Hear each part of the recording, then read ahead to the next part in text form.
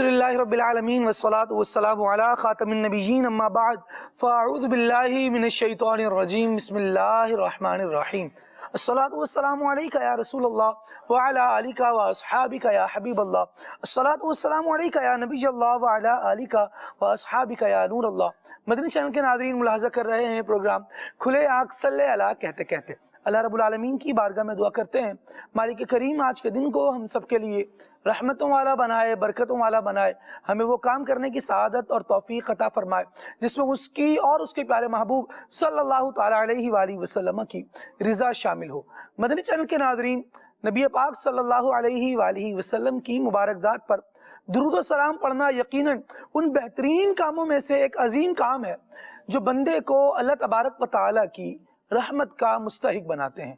اللہ پاک کے آخری نبی صلی اللہ علیہ وآلہ وسلم نے ارشاد فرمایا، تم مجھ پر درود پڑھو اللہ تم پر رحمت بھیجے گا۔ صلو علی الحبیب صلی اللہ تعالی علی محمد صلی اللہ تعالی علیہ وآلہ وسلم۔ آئیے سلسلے میں اللہ رب العالمین جل وعلا کے مقدس کلام قرآن مجید کی آیات بینات کی تلاوت ترجمے کے ساتھ ملاحظہ کرتے ہیں۔ اعوذ باللہ من الشیطان الرجیم، میں اللہ تعالیٰ کی پناہ میں آتا ہوں شیطان مردود سے۔ بسم اللہ الرحمن الرحیم، اللہ کے نام سے شروع جو نہایت مہربان رحم والا۔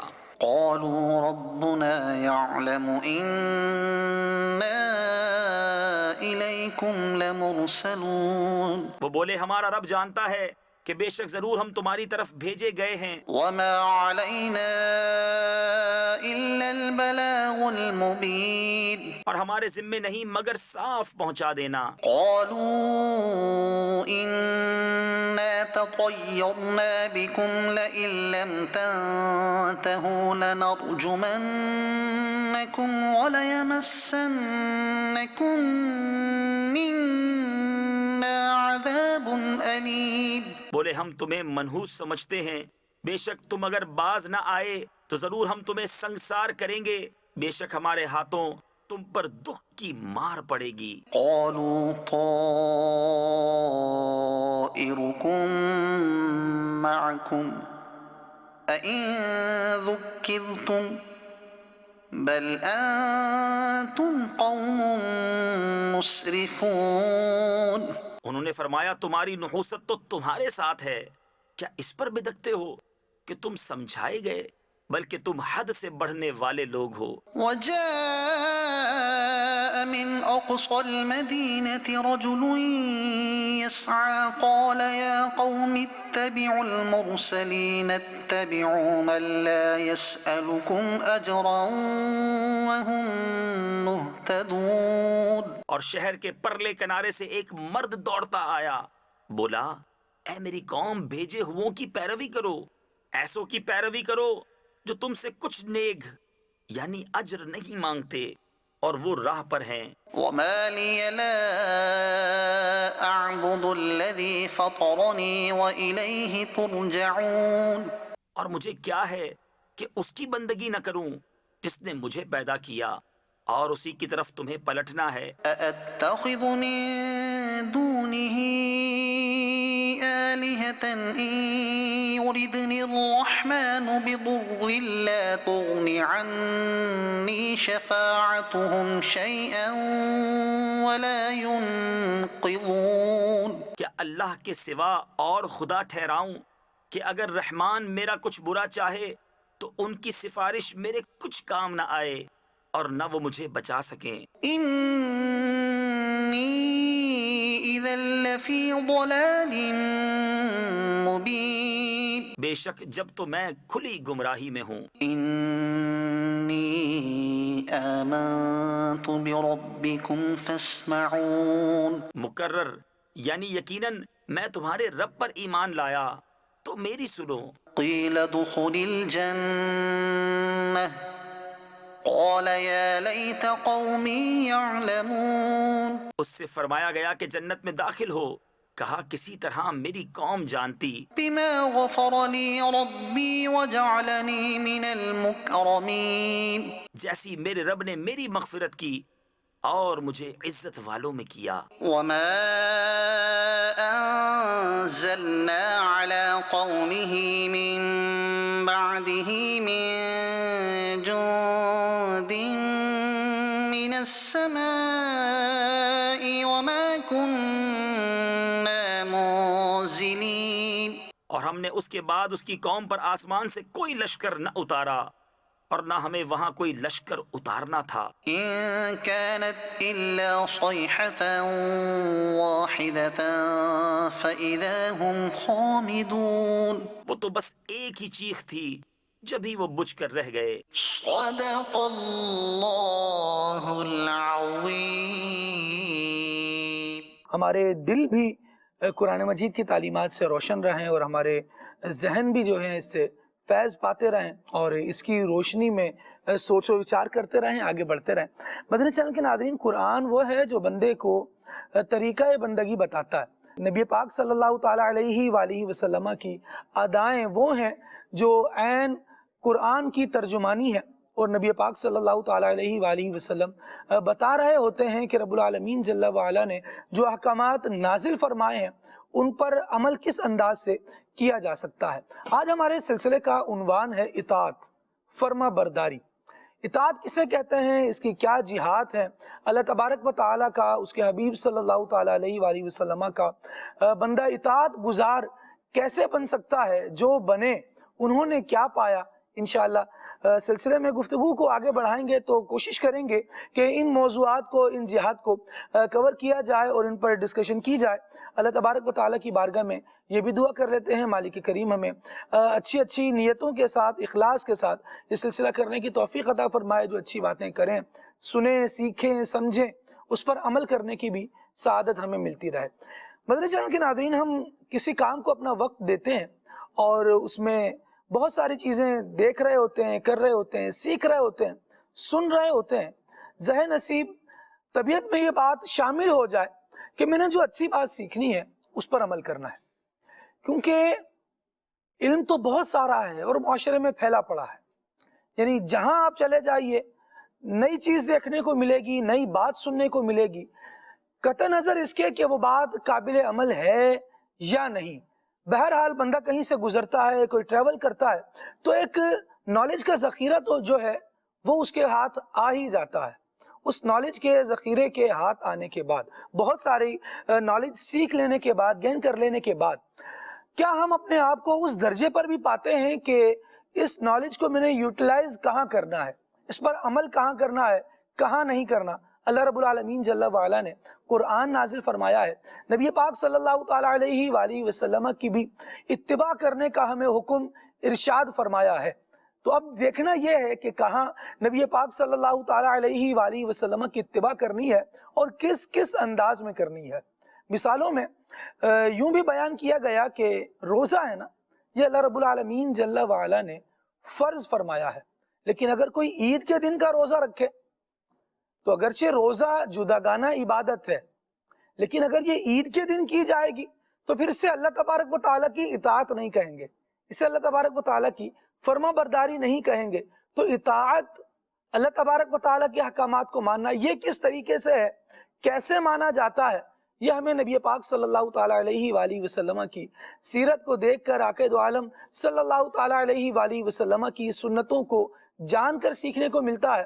تو جب تک دینی ماحول سے ہم جڑے رہیں گے، سیکھتے رہیں گے، سکھاتے رہیں گے اور قرآن و سنت کی تعلیمات کو اپناتے رہیں گے تو انشاءاللہ اللہ تبارک و تعالیٰ کی اطاعت کا ذہن بھی بنے گا، نبی پاک صلی اللہ تعالیٰ علیہ وآلہ وسلم کی فرما برداری کا بھی ذہن بنے گا. اور آج انشاءاللہ ہم نے یہ بھی ڈسکس کرنا ہے کہ یہ اطاعت، یہ فرما برداری ایک بندہ مومن پر کیوں لازم قرار دی گئی ہے اور اس پر عمل کرنا ضروری کیوں ٹھہرا ہے. ابھی بلا تاخیر اویس گل بھائی کی طرف چلتے ہیں اور انشاءاللہ کلام شامل کرتے ہیں. صلو علی الحبیب صلی اللہ علی محمد صلی اللہ علیہ وآلہ وسلم. تیرے گھر کے پھیرے لگاتا رہوں میں، تیرے گھر کے پھیرے لگاتا لگاتا رہوں میں، سدا شیر مکہ میں آتا رہوں میں، یا ربنا ارحم لنا، یا ربنا ارحم لنا، یا ربنا ارحم لنا، یا ربنا ارحم لنا، تیرے گھر کے پھیرے لگاتا رہوں میں، تیرے گھر کے پھیرے لگاتا رہوں میں، سدا شیر مکہ میں آتا رہوں میں، یا ربنا ارحم لنا، یا ربنا ارحم لنا، الہی میں پھرتا رہوں گرد کعبہ، الہی میں پھرتا رہوں گرد کعبہ، یوں قسمت کی گردش مٹاتا رہوں میں، یوں قسمت کی گردش مٹاتا رہوں میں، سدا شیر مکہ میں آتا رہوں میں، یا ربنا ارحم لنا، یا ربنا ارحم لنا، یا ربنا ارحم لنا، یا ربنا ارحم لنا، لپٹ کر گلے لگ کے میں ملتزم سے، لپٹ کر گلے لگ کے میں ملتزم سے، گناہوں کے دھبے مٹاتا رہوں میں، گناہوں کے دھبے مٹاتا رہوں میں، سدا شیر مکہ میں آتا رہوں میں، یا ربنا اغفر لنا، یا ربنا اغفر لنا، یا ربنا ارحم لنا، یا ربنا ارحم لنا، میں پیتا رہوں ہر گھڑی آب زمزم، میں پیتا رہوں ہر گھڑی آب زمزم، لگی اپنے دل کی بجھاتا رہوں میں، لگی اپنے دل کی بجھاتا رہوں میں، سدا شیر مکہ میں آتا رہوں میں، یا ربنا ارحم لنا، یا ربنا اغفر لنا، یا ربنا ربنا ارحم لنا، یا ربنا ارحم لنا، حرم میں حاضر ہوا بن کے مجرم، مولا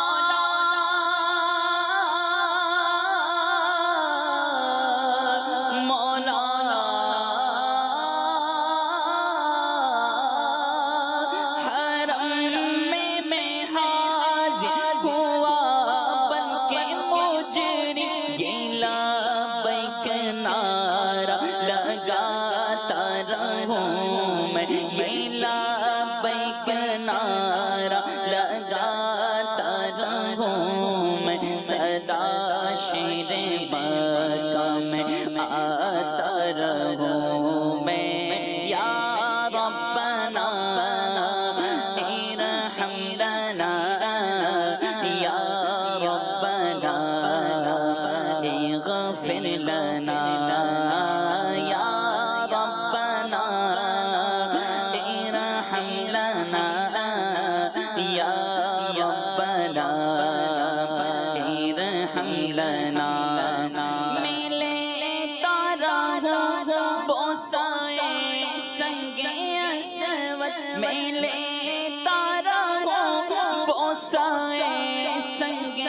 عصمت یوں دل کی سیاہی مٹاتا رہوں میں، یوں دل کی سیاہی مٹاتا رہوں میں، صدا شیر مکہ میں آتا رہوں میں، یا ربنا ارحم لنا، یا ربنا ارحم لنا۔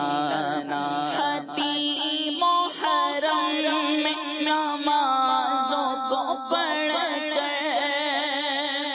خطیب حرم میں نمازوں کو پڑھ کر، تیرے در پہ دکھڑے سناتا رہوں میں، تیرے در پہ دکھڑے سناتا رہوں میں، صدا شیر مکہ میں آتا رہوں میں، یا ربنا ارحم لنا، یا ربنا ارحم لنا۔ صفا اور مروہ کے مابین دوڑو، صفا اور مروہ کے مابین دوڑو، سعی کر کے تجھ کو مناتا رہوں میں، سعی کر کے تجھ کو مناتا رہوں میں، صدا شیر مکہ میں آتا رہوں میں، یا ربنا ارحم لنا، یا ربنا اغفر لنا، یا ربنا ربنا ارحم لنا، یا ربنا ارحم لنا۔ سند حج مبرور کی لینے حاضر، سند حج مبرور کی لینے حاضر، میں آقا کی چوکھٹ پہ جاتا رہوں میں آقا کی چوکھٹ پہ جاتا رہوں میں، صدا شیر مکہ میں گاتا رہوں میں، یا ربنا ارحم لنا، یا ربنا ارحم لنا۔ ہو مقبول حج حاضری دائمی میں، مولا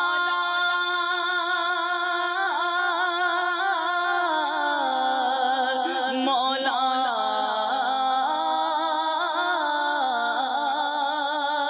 ہو مقبول حج حاضری دائمی میں، بسے حج مدینے کو جاتا رہوں میں، بسے حج مدینے کو جاتا رہوں میں، صدا شیر مکہ میں آتا رہوں میں، یا ربنا ارحم لنا، یا ربنا ارحم لنا۔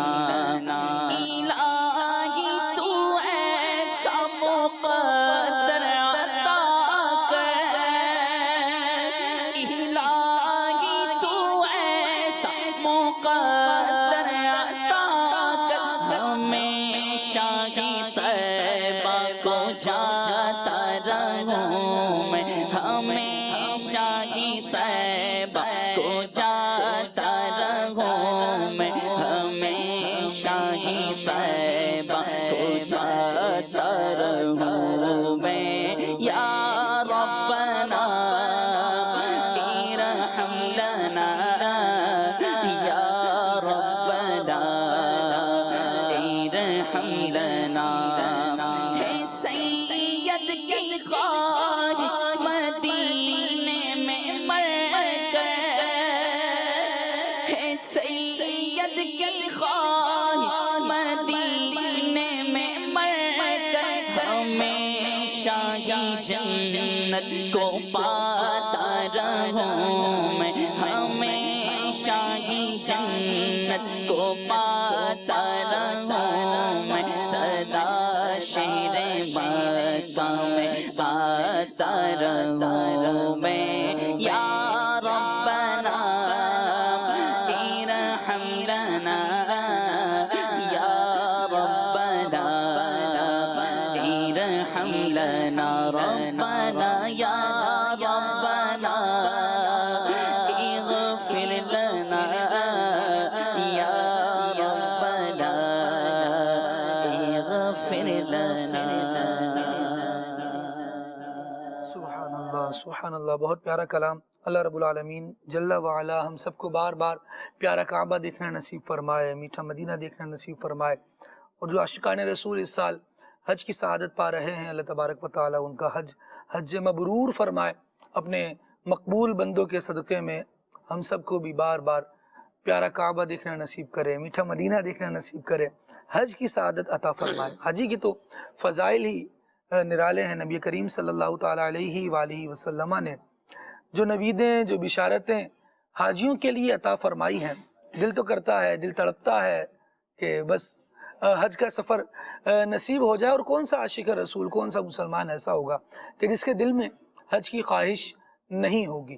اللہ رب العالمین جل وعلا کا گھر دیکھنا چاہتے ہیں، اور الحمدللہ بھی تو پھر ماحول بھی ایسا ہے کہ وقتاً فوقتاً خبریں سننے کو مل رہی ہیں، فلاں بھی چلا گیا، فلاں بھی چلا گیا، فلاں جانے لگا ہے۔ عنقریب ہمارے مبلغ اسلامی بھائی مولانا عمران اتاری مدنی ہمارے ساتھ تشریف فرما ہے، یہ بھی سفر حج کو روانہ ہوں گے۔ سلمان بھائی بھی آپ سن چکے ہیں پچھلے دنوں سلسلوں میں، انشاءاللہ عز و جل یہ بھی سفر حج کو روانہ ہوں گے، اور بھی دیگر مبلغین ہیں۔ جب قریب قریب کے افراد جا رہے ہوتے ہیں تو دل زیادہ مچل رہا ہوتا ہے کہ کاش ہماری بھی حاضری ہوتی ہے۔ اللہ رب العالمین جل وعلا خیر سے مقدر فرمائے، انشاءاللہ وہ دن بھی ضرور آئے گا، اور وہاں پہنچیں گے۔ اللہ تبارک و تعالی خیر سے حرمین طیبین پہنچنا نصیب فرمائے۔ مدنی چینل کے ناظرین، آج سلسلے کا عنوان ہے اطاعت، فرما برداری۔ آئیے اس کو مزید ڈیفائن کیے لیتے ہیں، اور عمران بھائی سے اس کی مزید ڈیٹیل سنتے ہیں کہ اطاعت کسے کہا جاتا ہے، اور یہ اطاعت کن کاموں میں ہوگی؟ کیا صرف اللہ تبارک و تعالی ہی کا حکم ماننا اطاعت کہلاتا ہے، یا اطاعت میں نبی کریم صلی اللہ تعالیٰ علیہ وآلہ وسلم کے احکامات بھی شامل ہیں، ان کو بھی بندہ مانے تو وہ بھی فرما برداری یا عبادت کہلائے گا؟ بسم اللہ الرحمن الرحیم۔ اطاعت کہتے ہیں فرما برداری کو، جی، حکم ماننے کو، بندگی کرنے کو، تعمیل حکم کو جو ہے اطاعت کرنا کہا جاتا ہے۔ ٹھیک ہے۔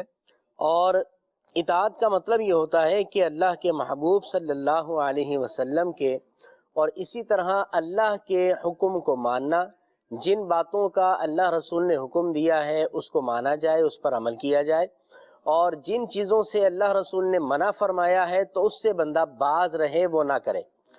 تو یہ تو بنیادی طور پر اطاعت کی ایک ڈیفینیشن سمجھ لیں، اس کی تعریف سمجھ لیں کہ جن جن باتوں کا اللہ رسول نے حکم دیا ہے ان باتوں پر عمل کرنا، ان کو ماننا، ان کو ایکسیپٹ بھی کرنا، ان پر یقین بھی رکھنا، اور پھر ان پر عمل بھی کرنا، یہ ہمارا ایک فرض منصبی بینگ اے مسلم ہمیں یہ کرنا ضروری ہے۔ اور دوسرا یہ کہ جن چیزوں سے منع فرمایا ہے تو ان چیزوں سے باز بھی رہنا ہے، ان چیزوں کے قریب نہیں جانا ہے۔ بینگ اے مسلم، بحیثیت مسلم ہمیں یہ کرنا بھی ضروری ہے۔ اب اطاعت کس کس کی جائے گی؟ میں آپ کے سامنے یہ قرآن کریم کی آیت کریمہ انشاءاللہ پیش کرتا ہوں۔ اللہ رب العالمین قرآن کریم میں ارشاد فرماتا ہے، فرمایا رب کریم نے کہ یا ایہا الذین آمنوا، اے ایمان والو، لبیک یا ربی، مولا حاضر ہیں، ارشاد فرماتا ہے۔ اللہ فرماتا ہے اطیعوا اللہ و اطیعوا الرسول، فرمایا اللہ کی اطاعت کرو اور رسول کی اطاعت کرو۔ سبحان اللہ۔ اللہ اور اس کے رسول کی اطاعت کرو، اللہ رسول کی فرما برداری کرو، ان کا حکم مانو، جن چیزوں سے اللہ رسول نے منع کیا ہے اس سے باز رہو۔ وَأُولِي الْأَمْرِ مِنْكُمْ، فرمایا تم میں سے جو حکومت والے ہیں، جو اولو الامر ہیں، ان کا بھی حکم مانو، ان کی بھی اطاعت کرو، جن چیزوں سے منع کریں ان سے باز رہو۔ پھر فرمایا کہ فَإِن تَنَازَعْتُمْ فِي شَيْءٍ فَرُدُّوهُ إِلَى اللَّهِ وَالرَّسُولِ إِن كُنتُمْ تُؤْمِنُونَ بِاللَّهِ وَالْيَوْمِ الْآخِرِ۔ فرمایا پھر اگر کسی بات میں تمہارا اختلاف ہو جائے تو اگر اللہ اور آخرت کے دن پر ایمان رکھتے ہو تو اس بات کو اللہ اور رسول کی بارگاہ میں پیش کرو۔ ٹھیک ہے، فرمایا ذَلِكَ خَيْرٌ وَأَحْسَنُ تَأْوِيلًا، فرمایا یہ بہتر ہے اور اس کا انجام سب سے اچھا ہے۔ تو اس آیت کریمہ سے پتہ چلا کہ حکم ہم نے اللہ رسول کا بھی ماننا ہے، اور اسی طرح اولو الامر کے اندر علماء بھی شامل ہیں، قاضی بھی شامل ہیں، اسی طرح حاکم بھی شامل ہے، حاکم اسلام جو ہوتا ہے، تو یہ جو افراد ہیں ان کا حکم بھی ماننا یہ اطاعت کہلاتا ہے۔ اسی طرح اب اگر بندہ جو ہے وہ حیات ہے، اس کے ماں باپ ہیں، ماں باپ اگر اچھی بات کا حکم دیں تو ان کی اطاعت و فرما برداری کرنا، اولاد کا اپنے ماں باپ کی اطاعت و فرما برداری کرنا، بڑا اس کے فضائل قرآن و حدیث کے اندر بیان کیے گئے ہیں۔ تو یہ ایک جو ہے وہ اختصار کے ساتھ یوں کہا جائے کہ اطاعت اللہ رسول کی جائے، اور کس کس کی جائے یہ ہمیں کرنا چاہیے۔ سبحان اللہ۔ اللہ رب العالمین جل وعلا نے عمران بھائی جہاں اپنی اطاعت کا حکم دیا ہے، نبی پاک صلی اللہ تعالیٰ علیہ وآلہ وسلم کی اطاعت کا حکم دیا ہے، فرما برداری کا حکم دیا ہے، ان کی بات ماننے کا حکم دیا ہے، اور جس طرح عمران بھائی ابھی گفتگو فرما رہے تھے کہ اوامر و نواہی، یعنی جو کام کرنے کا اللہ رب العالمین نے حکم دیا ہے ان میں بھی اطاعت کرنی ہوگی، اور جن سے روکا ہے ان میں بھی اطاعت کرنی ہوگی۔ یعنی صرف کیے جانے ہی کا نام اطاعت نہیں ہے، کئی جگہوں پر رک جانے کا نام بھی اطاعت ہے، فرما برداری ہے۔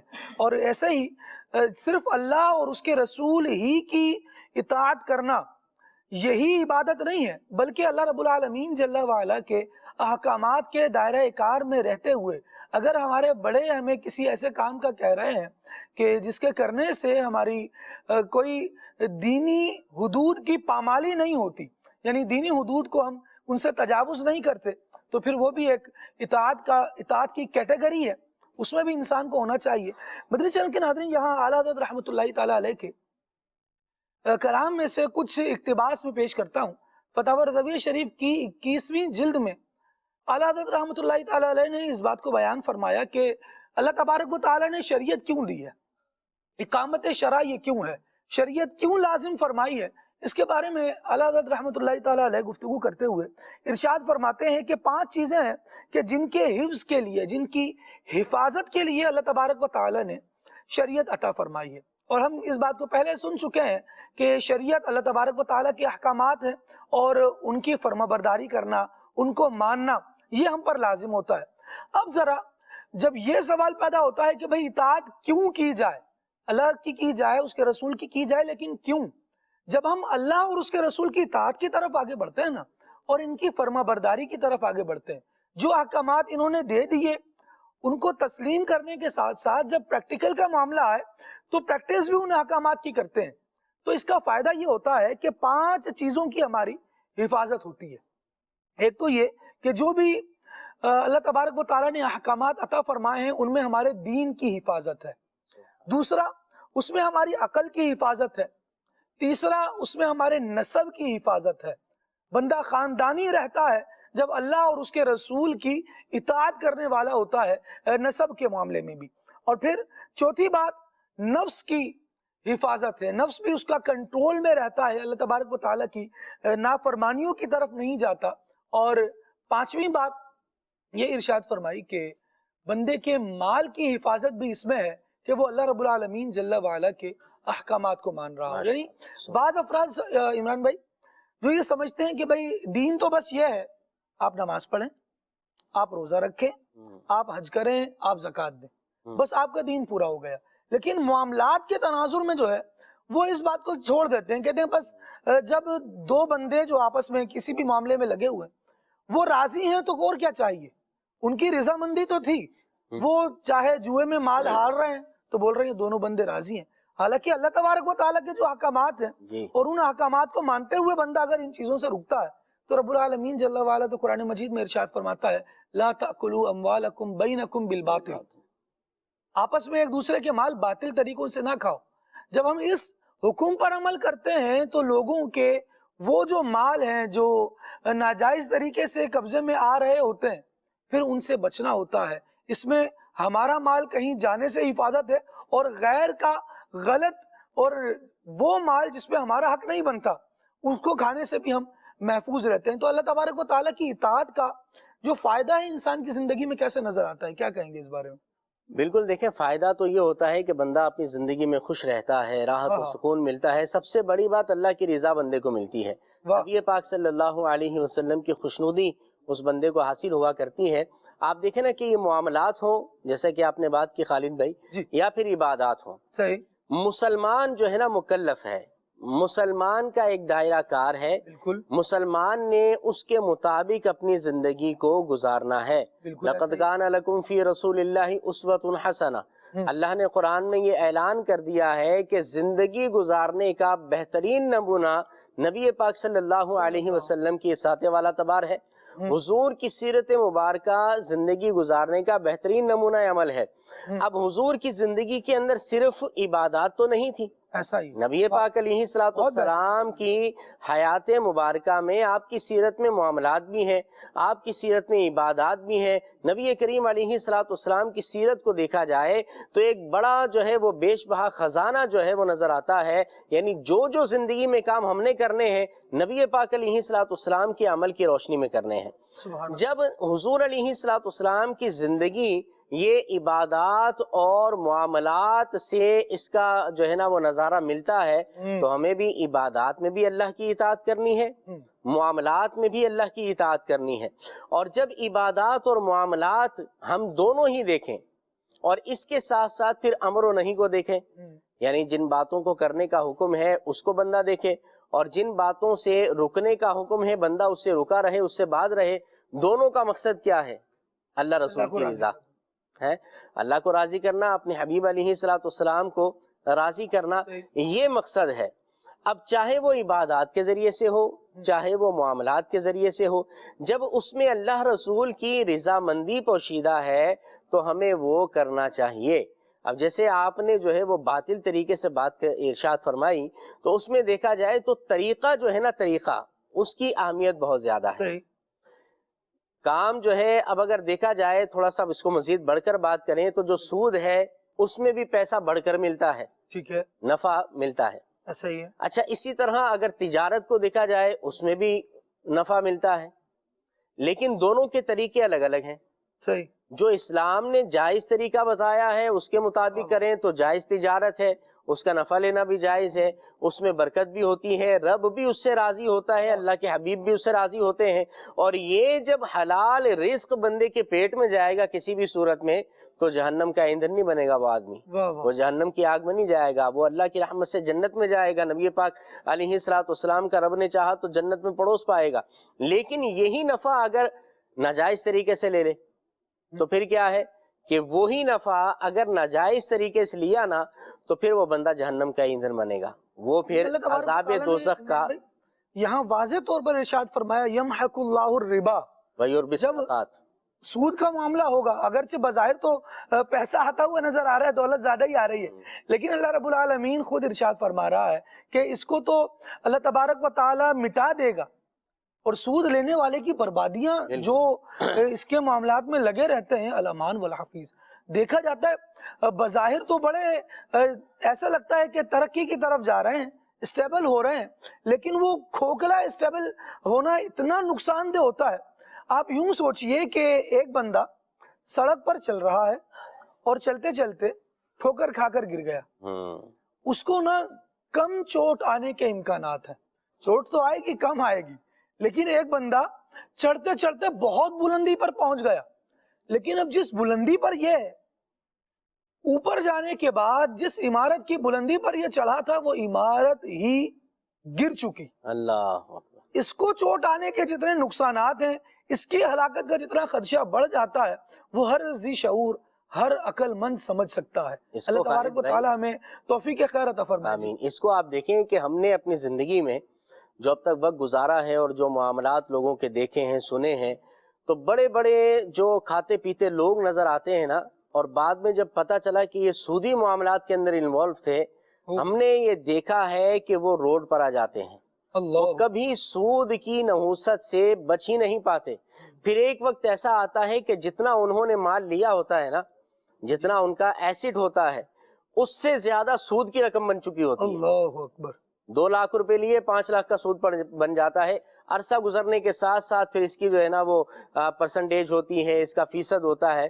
تو جو بندہ اپنا لیتا ہے اور پھر وہ سود کے معاملات میں بڑھتا رہتا ہے، بہت سارے لوگ ایسے ہیں اصل رقم ادا کر دی ہے لیکن سود والے پیسے جو ہے نا وہ اب تک چل رہے ہیں. ایک بندے کو عمران بھائی یہ بولتے ہوئے سنا، وہ کہنے لگا کہ جتنا میرے پاس مال اسباب ہے نا، جتنی میری پراپرٹی ہے، جتنی میری گاڑیاں ہیں، اس نے کہا میں سب بھی بیچ دوں نا تب بھی میں اپنا سود ادا نہیں کر سکتا. اللہ اتنا بڑھ چکا ہے.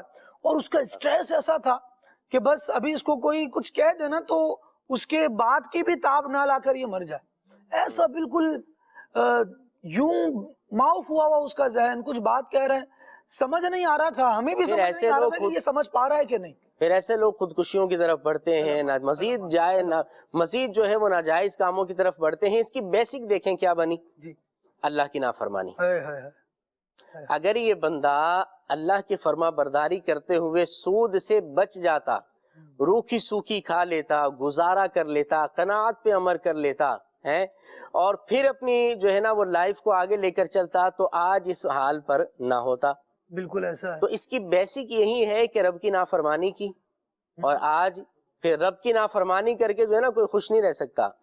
وقتی طور پر تو ایسا ہوتا ہے کہ کسی گناہ سے، اللہ کی نافرمانی سے، کسی بھی معاملے سے وقتی طور پر بندے کو لذت مل جاتی ہے، خوشی محسوس ہوتی ہے، لیکن وہ دیر پا نہیں ہوتی. وہ کہا جاتا ہے نا کہ نیکی کی تاثیر جو ہے نا وہ آبادی ہے اور گناہ کی تاثیر بربادی. واہ واہ واہ. نیکی کا اثر یہ ہوتا ہے کہ بندہ وقتی طور پر کچھ ٹربل محسوس کرتا ہے، لیکن اس کے بعد کیا ہوتا ہے؟ اس کے بعد اللہ تبارک و تعالی اس کی نیکی کا صلہ اس کو عطا فرماتا ہے تو اس کو پروان چڑھا دیتا ہے، پھر اس کو عروج ملتا ہے، ترقی ملتی ہے. اور برائی کی تاثیر یہ ہوتی ہے کہ بندہ اس وقت تو بڑا اوپر جا رہا ہوتا ہے، لیکن پھر جب وہ برائی اپنا اثر دکھانا شروع کرتی ہے تو بالکل یہ نیچے آ جاتا ہے. رب العالمین جل وعلا نے، اب ذرا اس بات کو غور کیجئے، ابھی ماہ رمضان گزرا ہے اور آگے قربانی آ رہی ہے، حاجی حج پر جا رہے ہیں، یہ سارے معاملات ہیں. اچھا، مسلمانوں کی ایک بڑی تعداد ہے عمران بھائی جو زکوٰۃ وغیرہ دینے کے لیے رمضان کا انتظار کرتی ہے اور رمضان میں زکوٰۃ دے رہی ہوتی ہے. ابھی رمضان میں زکوٰۃ ادا کیے ہوئے، جس کی پھر جیسی ایز پر سچویشن جتنی زکوٰۃ بنتی ہو، لیکن اس وقت بھی مال خرچ کیا. ابھی 2 مہینے گزرے ہیں تو قربانی یا حج کا سیزن آ گیا، تو یہاں پر بھی بندے کو اپنا جو مال ہے جو اس نے بڑی محنت سے کمایا ہے وہ خرچ ہی کرنا ہوتا ہے. لیکن اس کے باوجود آپ دیکھیں کہ جو بندہ حلال کما کر حلال میں لگا رہا ہوتا ہے اور اللہ اور اس کے رسول کی فرما برداری کی طرف آ رہا ہوتا ہے، اللہ تبارک و تعالیٰ اسے اور عطا فرماتا ہے، اسے اور بڑھ کر ملتا رہتا ہے. یہاں تک کہ ہم دیکھتے ہیں کہ جو بندہ اپنے مال کی زکوٰۃ پراپرلی ادا کر رہا ہوتا ہے، اللہ تبارک و تعالیٰ اس کے مال میں اور برکت رکھتا ہے. اور سید عالم صلی اللہ تعالیٰ علیہ وآلہ وسلم کے فرامین کے مطابق تو مال کی زکوٰۃ ادا کرنا جو ہے یہ مال میں کثرت کا ہی باعث بنتا ہے. تو یہ وہ اللہ تبارک و تعالیٰ کے احکامات پر عمل کرنے کا وہ فائدہ ہے جو بندہ جیتے جی دیکھ رہا ہوتا ہے. اطاعت الہی کا فائدہ، اطاعت رسول کا فائدہ، ان کی فرما برداریوں کا فائدہ. اچھا، اسی تناظر میں اگر عمران بھائی میں بات کروں کہ اب قربانی کے دن آ رہے ہیں، زیادہ تر لوگ جو قربانی کرتے ہیں ایک جانور لا کر، عمران بھائی جس کو اللہ کریم نے جتنی توفیق دی وہ اتنے قربان کر رہا ہوتا ہے، لیکن مجھے بتائیے کہ وہ زیادہ تر جانور سے جو گوشت حاصل ہوتا ہے وہ اپنے پاس رکھتے ہیں یا تقسیم کر رہے ہوتے ہیں؟ بالکل تقسیم کرتے ہیں، موسٹلی وہ تقسیم کر رہے ہوتے ہیں. یہ جذبہ اللہ تبارک و تعالیٰ کی اطاعت کی وجہ سے آتا ہے اور اس کا اطاعت کا ذہن بنتا ہے تب آتا ہے. اور اللہ کریم نے اس عمل کے بارے میں بھی جو ہمیں گائیڈ لائن پرووائڈ کی ہے، کیونکہ قربانی تو سنت ابراہیمی ہے نا، قرآن مجید ہمیں بتاتا ہے کہ جب بندہ قربانی کرے، اللہ رب العالمین جل وعلا کی اطاعت کرے، اس کی فرما برداری کی طرف آگے بڑھے، تو زندگی کا کوئی بھی مرحلہ ہو، ان صلاتی و نسکی و محیایا و مماتی، میری نمازیں، میری قربانیاں، میرا جینا، میرا مرنا، یہ کس کے لیے ہے؟ فرمایا للہ رب العالمین، سبحان اللہ. یہ اللہ رب العالمین کے لیے ہے. اور دراصل اطاعت الہی تو یہی ہے، کیا کہیں گے؟ بالکل جی. اللہ کی اطاعت کیا ہے؟ ہمارا جینا مرنا، ہمارے سارے معاملات اللہ کی رضا کے لیے ہوں، یعنی اخلاص کے ساتھ کام کیا جائے. واہ، آپ دیکھیں نا کہ لن ینال اللہ لحومها ولا دماؤها ولکن ینالہ التقوی منکم. کیا بات. قربانی کی جب بات اللہ نے قرآن میں کی، فرمایا کہ قربانی کا گوشت، اس کا خون، یہ ظاہری طور پر رب تک نہیں پہنچتا، لیکن کیا ہے؟ فرمایا کہ تمہارے دلوں کا تقوی اللہ کے دربار میں پہنچتا ہے. سبحان اس پر میں ظاہری طور پر آج کل بات کروں خالد بھائی، جی. جیسے حج کا سیزن ہے، اللہ پاک ہمیں بھی بار بار باذوق باادب حاضری عطا فرمائے، ناظرین کو بھی عطا فرمائے. آپ دیکھیں نا کہ حج کا سیزن ہے، ایک بندہ گیا ہے. آج کل حج پیکیجز مختلف ہیں، آپ کو پتا ہے، ہاں جی بالکل ایسا. لاکھوں کروڑوں کے بھی ہیں، جیسی سہولتیں، جیسا حج ویسا اس کا خرچہ. لیکن ایک بندہ بڑا مہنگا حج کا پیکیج لے کر جاتا ہے، لیکن دل میں اخلاص نہیں ہے. دل میں اگر یہ نیت ہے، اللہ شیطان کے اس وسوسے سے، اس عمل سے محفوظ فرمائے، اگر دل میں یہ نیت ہے کہ میں مہنگا پیکیج لے کر جاؤں گا، میرے دوست احباب میں میری واہ واہ ہوگی، میرے خاندان والوں میں، میری سوسائٹی میں لوگوں کو پتا چلے گا ماں بدولت اتنے کروڑ کا جو ہے نا وہ پیکیج لے کر جا رہے ہیں، اتنے لاکھ کا لے کر جا رہے ہیں، تو میری واہ واہ ہو جائے گی. اخلاص نہ رہا، ریاکاری آ گئی. لیکن ایک بندہ ایسا ہے جو اکانومی پیکیج لے کے جاتا ہے، گرتے پڑتے لڑکتے ہوئے جیسے کیسے بھی پراگندہ بال اپنے رب کے حضور حاضر ہو جاتا ہے، حج کرنے مقامات مقدسہ پر ایام حج میں پہنچ جاتا ہے، حج کر لیتا ہے، لیکن اس کے دل میں دکھلاوا نہیں ہے، اس کے دل میں ریاکاری نہیں ہے، وہ محض اللہ کی رضا کے لیے جا رہا ہے. ناظرین خود فیصلہ کریں کہ کس کا حج قبول ہوگا. اللہ اکبر. وہی کہ جس کے دل میں اخلاص ہے، طالب رضا. وہی کہ جس کے دل میں سوز و گداس ہے، وہی کہ جس کے دل میں عشق و مستی ہے، جس کے دل میں عشق رسول ہے، جس کے دل میں اللہ کی محبت موجود ہے، پھر وہ جا رہا ہے تو کیا ہے کہ اس کا حج قبول ہے. اب یہی بات قربانی پر آپ نے کی کہ بڑے مہنگے جانور لے لیے، لیکن اگر اخلاص ہی نہیں ہے، ریاکاری ہے، تو وہ کہاں قبول ہوں گے؟ اخلاص کے ساتھ عمل کرنا چاہیے. ہمارے سارے اعمال، ان صلاتی و نسکی و محیای و مماتی للہ رب العالمین، سارے کے سارے عمل اللہ کے حوالے ہیں، اللہ کی رضا کے لیے ہیں. اس طرح بندہ عمل کرے نا تو زندگی میں ایک مزہ آتا ہے. آپ یاد رکھیں ناظرین، بھی کبھی اس کو پریکٹیکل کر کے دیکھیں، اس کو پریکٹس کر کے دیکھیں. صحیح. آپ اپنے دوستوں کو راضی کرنے کے لیے جان توڑ کوشش کر لیں، ٹھیک ہے. خاندان والوں کو راضی کرنے کی جان توڑ کوشش کر لیں، اپنا تن من دھن لگا دیں لوگوں کو راضی کرنے کے اندر، دن رات ایک کر دیں مخلوق کو راضی کرنے کے اندر.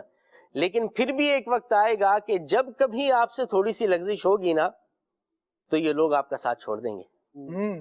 تم نے تو کبھی ہم سے بھلائی کی نہیں، سارے کیے کرائے پہ پانی ڈال دیں گے. سفید قمیض پر ایک دھبا ہی نظر آتا ہے، تو ان کو بھی آپ کی لائف کے اندر آپ کی ایک مسٹیک، آپ کی ایک غلطی وہی نظر آئے گی، باقی ساری زندگی کا حسن سلوک نظر نہیں آئے گا. لیکن اس سے پھر کیا ہوگا؟ آپ اسٹریس میں آئیں گے، آپ پریشان ہوں گے، آپ جو ہے بیماریوں میں پڑ جائیں گے کہ یار میں نے کیا کیا نہیں کیا ان لوگوں کے لیے. ایون کہ اپنی فیملی کے لیے بندہ کیا کیا نہیں کرتا. لیکن جب اولاد جوان ہوتی ہے تو ماں باپ کو کیا بولتی ہے؟ تم نے کیا کیا ہمارے لیے؟ آج اگر میرا باپ یہ کر لیتا تو ہم یہاں پر نہ ہوتے، ہم وہاں پر ہوتے. ایسی باتیں معاشرے میں ہمارے سوسائٹی کے لوگ سب سنتے ہیں. یہ کوئی ڈھکی چھپی باتیں نہیں ہے، یہ ریئلٹی ہے، سوسائٹی کی ریئلٹی ہے جو بیان کر رہا ہوں. لیکن بندہ پھر بھی جو ہے نا خوش نہیں ہو پاتا. لیکن میں یہ کہتا ہوں ناظرین، پریکٹیکل تجربہ کر کے دیکھ لیں، کوئی بھی عمل کریں پیش نظر اس میں اللہ کی رضا ہو. جو بھی کام کریں حسن سلوک کریں، لوگوں سے میل ملاپ ہو، لوگوں سے ملنا جلنا ہو، کچھ بھی ہو اللہ کی رضا کے لیے ہو، تو دل کو ایک ڈھارس رہتی ہے. کبھی میں نے ان لوگوں کے لیے تو کیا ہی نہیں تھا، میں نے تو اپنے رب کے لیے کیا تھا، میرا رب مجھ سے راضی، سب راضی. سبحان اللہ. ہوتا یہ ہے کہ موسٹلی لوگ ہو سکتا ہے ایسا کرتے ہو کہ مخلوق کو راضی کرنے کی کوشش کرتے رہتے ہیں. خالق کی رضامندی اس میں ہے یا نہیں ہے، رب کی اطاعت و فرما برداری اس میں ہے یا نہیں ہے، اس پر شاید کہ ذہن کم جاتا ہو. پھر بیماریاں بھی آتی ہیں، پریشانیاں بھی آتی ہیں، معاملات بھی ہوتے ہیں. تو مخلوق راضی کرتے ہیں، رب کو ناراض کرتے ہیں. لیکن اگر ایسا کر لیں کہ رب کو راضی کریں، مخلوق کی پرواہ نہ کریں، مخلوق پر قبضہ کس کا ہے؟ میرے رب کا ہے. واہ جی واہ. مخلوق پر قبضہ، لوگوں کے دل کس کے دستے قدرت میں ہے؟ اللہ رب العالمین. اللہ رب العالمین کے دستے قدرت میں ہے. میں اپنے رب کو راضی کروں نا کیا بات. یہ اللہ والوں کا کیا حال ہوتا ہے. وہ غوث اعظم کو ہم نے دیکھا تو نہیں ہے، نہ ہمارے آبا و اجداد نے ان کا زمانہ پایا ہے، نہ ہم نے پایا ہے. وہ بہت اوپر جا کر جن کی نسلوں میں ہم آتے ہوں گے تو اللہ کے رحم سے ان کا ہوگا. لیکن بظاہری جو ہماری 2-4 نسلیں ہیں تو غوث اعظم کو نہیں دیکھا ہوا، خواجہ صاحب کو نہیں دیکھا ہوا، داتا صاحب کو نہیں دیکھا ہوا. اللہ کے نیک بڑے بڑے ولی جو مشہور ہیں ان کا زمانہ نہ دیکھا، نہ ان کی صحبت پائی، کچھ بھی نہیں ہوا. لیکن کیا دنیا بھر میں آج ان کی محبت موجود ہے. کیوں؟ اس لیے کہ جب انہوں نے اللہ سے محبت کی، اللہ کی اطاعت کی، اللہ نے ان کی محبت کو لوگوں کے دلوں میں ڈال دیا. واہ جی واہ. کیا ان کی محبت لوگوں کے دلوں میں آ گئی تو لوگ ان سے محبت کرنے لگے. تو ہم بھی اللہ کی اطاعت و فرما برداری کریں نا. یہ تو اطاعت الہی کا ایک فائدہ ہے نا جو قرآن مجید خود بھی بیان کرتا ہے. قرآن پاک ارشاد فرماتا ہے ان الذین آمنوا وعملوا الصالحات، بے شک وہ لوگ جو ایمان لائے اور نیک اعمال کیے، ان کو سبحان اللہ. اس ایمان لانے کا اور نیک اعمال کرنے کا ایک لازمی فائدہ جو ملتا ہے نا وہ یہ ہے، رب العالمین ارشاد فرماتا ہے سَيَجْعَلُ لَهُمُ الرَّحْمَانُ وُدًّا، سبحان اللہ. ان قریب رحمان عز و جل ان کے لیے محبت کر دے گا. اب اس محبت کر دے گا کی تفسیر میں علماء نے بہت ساری باتیں بیان فرمائی، جس میں سے ایک یہ ہے کہ اللہ تبارک و تعالی لوگوں کے دلوں میں جو ہے نا اس ایمان والے کی محبت ڈال دے گا. سبحان یہ اللہ. ایمان لانے والا ہے، نیک اعمال کرنے والا ہے. تو ایمان لانے والا کون ہے؟ جو اللہ کے لیے ایمان لایا ہے. اس کی دور حاضر میں اس کی مثال دیکھیں خالد بھائی. یہ تو آپ نے بڑے بڑے نام لیے نا اللہ والوں کے جو نیک بزرگ گزرے ہیں. جی. ہمارے دور حاضر کے اندر آپ دیکھیں کہ ہماری مارکیٹ کے اندر کسی بندے کا نام مشہور ہوتا ہے کہ یار یہ ڈنڈی نہیں مارتا، ایسا یہ نمازی ہے، ایسا نماز کے وقت میں اس کی دکان بند ہو جاتی ہے، یہ جھوٹ نہیں بولتا کاروبار میں، یہ جو ہے نا ملاوٹ نہیں کرتا، یہ دھوکہ نہیں دیتا. آپ بتائیں اس مارکیٹ کے اندر بندے کا اس کا نام بھی ہوتا ہے، لوگ اس سے محبت بھی کرتے ہیں. سبحان اللہ. اچھا اسی طرح محلے میں کوئی نمازی ہوتا ہے، فجر میں جا رہا ہوتا ہے مسجد کے اندر اور نمازوں کو باجماعت پڑھتا ہے، اس کا جو ہے نا وہ نیکی اس کے عمل سے ظاہر نظر آ رہی ہوتی ہے، لوگ اس سے دعاؤں کا کہتے ہیں، آپ سے بھی لوگ کہتے ہوں گے. تو اسی طرح ان سے دعائیں کرواتے ہیں، ان کو نیک سمجھتے ہیں، ان سے محبت کرتے ہیں. یہ کیا ہے؟ یہ نیکی کا ظاہری اثر ہے. یہ اللہ کی اطاعت و فرما برداری، اس کے رسول کی اطاعت و فرما برداری کا ظاہری اثر ہے، جو ہمیں ہمارے خاندان میں بھی نظر آتا ہے، ہماری سوسائٹی میں بھی نظر آتا ہے، ہماری مارکیٹ میں بھی نظر آتا ہے، ہر جگہ پہ. یہ تو وہ لوگ ہیں جو ہمارے جیسے ہی لوگ ہیں اور یہ ہمارے سامنے اس طرح کے نیک عمل کریں تو ہمیں ان سے محبت ہو جاتی ہے. ایسا ہی. تو اللہ والوں کا، پھر اللہ کے ولیوں کا انداز کیا ہوگا؟ ان کی شان تو بالکل نرالی ہے نا. یعنی یوں ہوتا ہے کہ بعض افراد کو دیکھ کر نا لوگ اپنے جس روٹین کے کام میں لگے ہوتے ہیں اس کو چھوڑ دیتے ہیں کہ نہیں جناب یہ آ گئے. لوگ بہت ساری چیزیں ہیں جو معاشرے میں دیکھنے کو ملتی ہیں.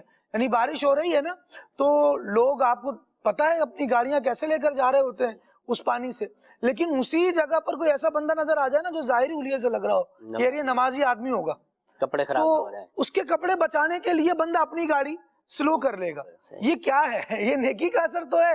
جو اس کے دل میں ایک نیکی ہے یا اس کی وضاقتہ سے ایک نیکی کا اثر نظر آ رہا ہے تو اللہ کریم نے دوسرے کے دل میں یہ بات ڈالی ہوئی ہے. البتہ اس میں اتنا ضرور ہے کہ یہ نیکی کرنے والا ان فوائد کو پیش نظر نہ رکھے کہ میں کروں گا تو لوگ یوں کریں گے تو محلے دار یوں کریں گے، کیا تو اچھا نہیں ہوگا. یہ اپنے دل میں نہیں لانا. نیکی کرنے والے کی اللہ کرے نیت یہی ہو اور ہونی چاہیے کہ میں تو رب کی رضا کے لیے کر رہا ہوں. بھائی یہ فوائد ملے نہ ملے، اب جیسے نماز کے اندر دل لگ رہا ہے یا نہیں لگ رہا، نماز میں نے پڑھنی ہے کیونکہ رب کا حکم ہے. ایسا نہیں کہ یار نماز پڑھنے میں مزہ نہیں آتا میں کیوں پڑھوں.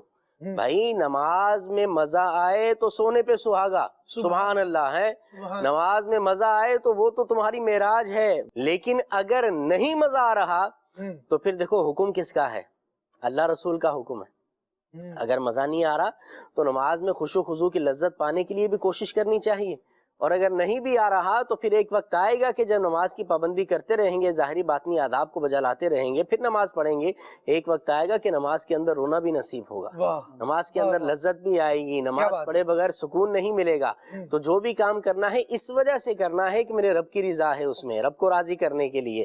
اللہ کی اطاعت و فرما برداری، اس کے رسول کی اطاعت و فرما برداری کے پیش نظر کرنا ہے۔ یہ جو ضمنی فوائد ہیں یہ تو اللہ جس کو چاہے عطا فرما دیتا ہے۔ سبحان اللہ، مین مقصد تو اطاعت ہے، اطاعت کر کے اللہ کو راضی کرنا ہے۔ اور یہ جو بات آپ نے نماز کے سکون والی ارشاد فرمائی نا، محدث کچوچوی رحمۃ اللہ تعالی علیہ کے حوالے سے بڑا زبردست ایک واقعہ ملتا ہے۔ آپ نے نصیحت کی، مفتی احمد خان نعیمی رحمۃ اللہ تعالی علیہ غالباً ان کے پاس حاضر ہوئے اور حاضر ہو کے عرض کی کہ حضور نماز پڑھتا ہوں لیکن مزہ نہیں آتا، کیا کروں؟ کچھ ایسا بتائیں کہ مزہ آنے لگے۔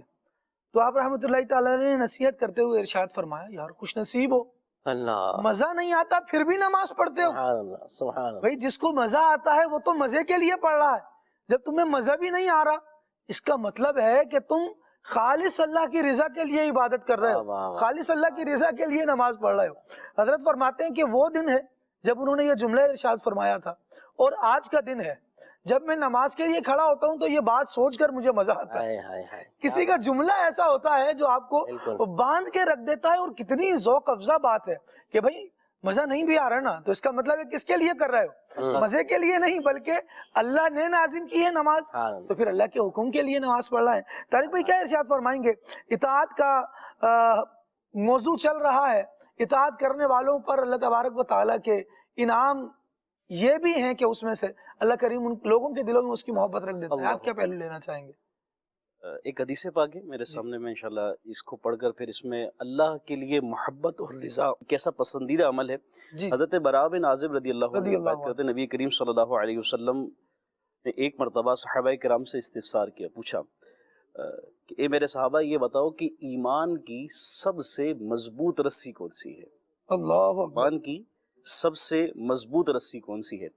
بارگاہ رسالت میں صحابہ کرام علیہ رضوان نے اپنی اپنی سوچ کے مطابق، اپنی اپنی فہم کے مطابق جواب دینے شروع کی۔ کسی نے عرض کیا کہ حضور نماز ہے۔ فرمایا کہ نماز بہت اچھا عمل ہے، بہترین عمل ہے، مگر میرے سوال کا جواب یہ نہیں، یعنی جس عمل کے بارے میں نے پوچھا ہے وہ نماز نہیں ہے گی۔ پھر کسی نے عرض کی کہ حضور ایمان کی سب سے مضبوط رسی روزہ ہے۔ فرمایا کہ روزہ بھی بہترین عبادت ہے، مگر میرے سوال کا جواب یہ نہیں۔ پھر کسی نے عرض کی کہ حضور راہ خدا میں جہاد کرنا، راہ خدا میں لڑنا، فرمایا کہ یہ بھی بہت اعلیٰ عبادت ہے، مگر میرے سوال کا جواب یہ نہیں ہے گا، جس چیز کا میں نے پوچھا ہے وہ یہ عمل نہیں ہے۔ پھر رسول اللہ صلی اللہ علیہ وسلم نے خود فرمایا کہ ایمان کی سب سے مضبوط رسی اللہ پاک کی رضا کے لیے محبت کرنا ہے گا، اللہ کی رضا کے لیے محبت کرنا ہے گا۔ ہم نے اولیاء کا، اللہ کے نیک بندوں کا ذکر تذکرہ سنا کہ ان کی محبت اور ان سے عقیدت، ایک الفت، ایک انداز ہے گا۔ پھر رضا الہی کے لیے کام کرنا، یہ اس بارے میں ترغیب سنی تو کہا کہ یہ ایک ایسا عمل ہے جس کو نبی کریم صلی اللہ علیہ وسلم نے فرمایا کہ ایمان کی مضبوط ترین رسی یہ ہے کہ بندہ اللہ کی رضا کے لیے، کسی سے محبت ہے اللہ کی رضا کے لیے، کسی سے اگر سمجھے کہ محبت کا برخلاف ہے، کسی دشمنی ہے تو اللہ کی رضا کے لیے، تو یعنی یہ سمجھے کہ یہ شخص وہ ہے جو اطاعت باری تعالیٰ کے تحت اپنے عمل کو کر رہا ہے گا، کہ اللہ کے لیے محبت، اللہ ہی کے لیے جو ہے لوگوں سے دشمنی اور دوستی کا تعلق رکھنا۔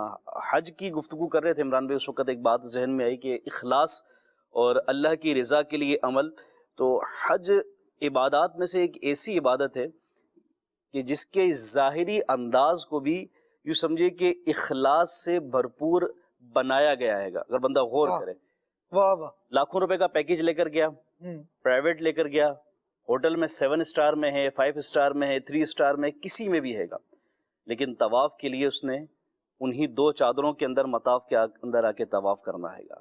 وقوف عرفہ، میدان عرفات جانا ہے، مزدلفہ جانا ہے، منی جانا ہے، ان تمام مقامات پر جس طرح سے ایک وہ شخص جو کم رقم لگا کر گیا ہے، یعنی حج کا احرام سب کا ایک جیسا ہی، حج کا لباس ہی ایسا ہے کہ یہ سمجھے کہ یہ اخلاص کا میسج دیتا ہے گا، کیا بات، کہ یہ انداز ہی شریعت نے وہ رکھا کہ یہاں امیر غریب کی پہچان کو بالکل بٹا کے یکسانیت کر دی گئی، یہ لباس ہی وہ دے دیا گیا، انداز ہی وہ دے دیا گیا کہ جناب آپ چاہے کروڑ پتی ہیں یا آپ کچھ بھی ہیں، لیکن یہاں آ کر اپنے رب کی بارگاہ میں اس اخلاص کے ساتھ عمل کریں کہ آپ کا عمل اللہ کی بارگاہ میں مقبول ہو جائے. اور پہچان کو مٹا دیا گیا ہے نا، ارب پتی کھرب پتی سب پہچان کو یہاں ظاہری لبادے کے اندر مٹا دی گیا. چہرے تو ظاہر سی بات ہے وہ تو باقی رہنی ہے، چہروں کی پہچان باقی رہنی ہے، لوگ پہچان لیں کہ بھائی یہ فلاں ہیں، یہ فلاں ہیں، فلاں ہیں، لیکن ظاہری لبادے کو دیکھیں جب تک کہ اس شخص کا تعارف نہیں کروایا جائے گا کوئی اسے پہچان نہیں سکے گا. تو یہ ظاہری جو لبادہ ہے گا،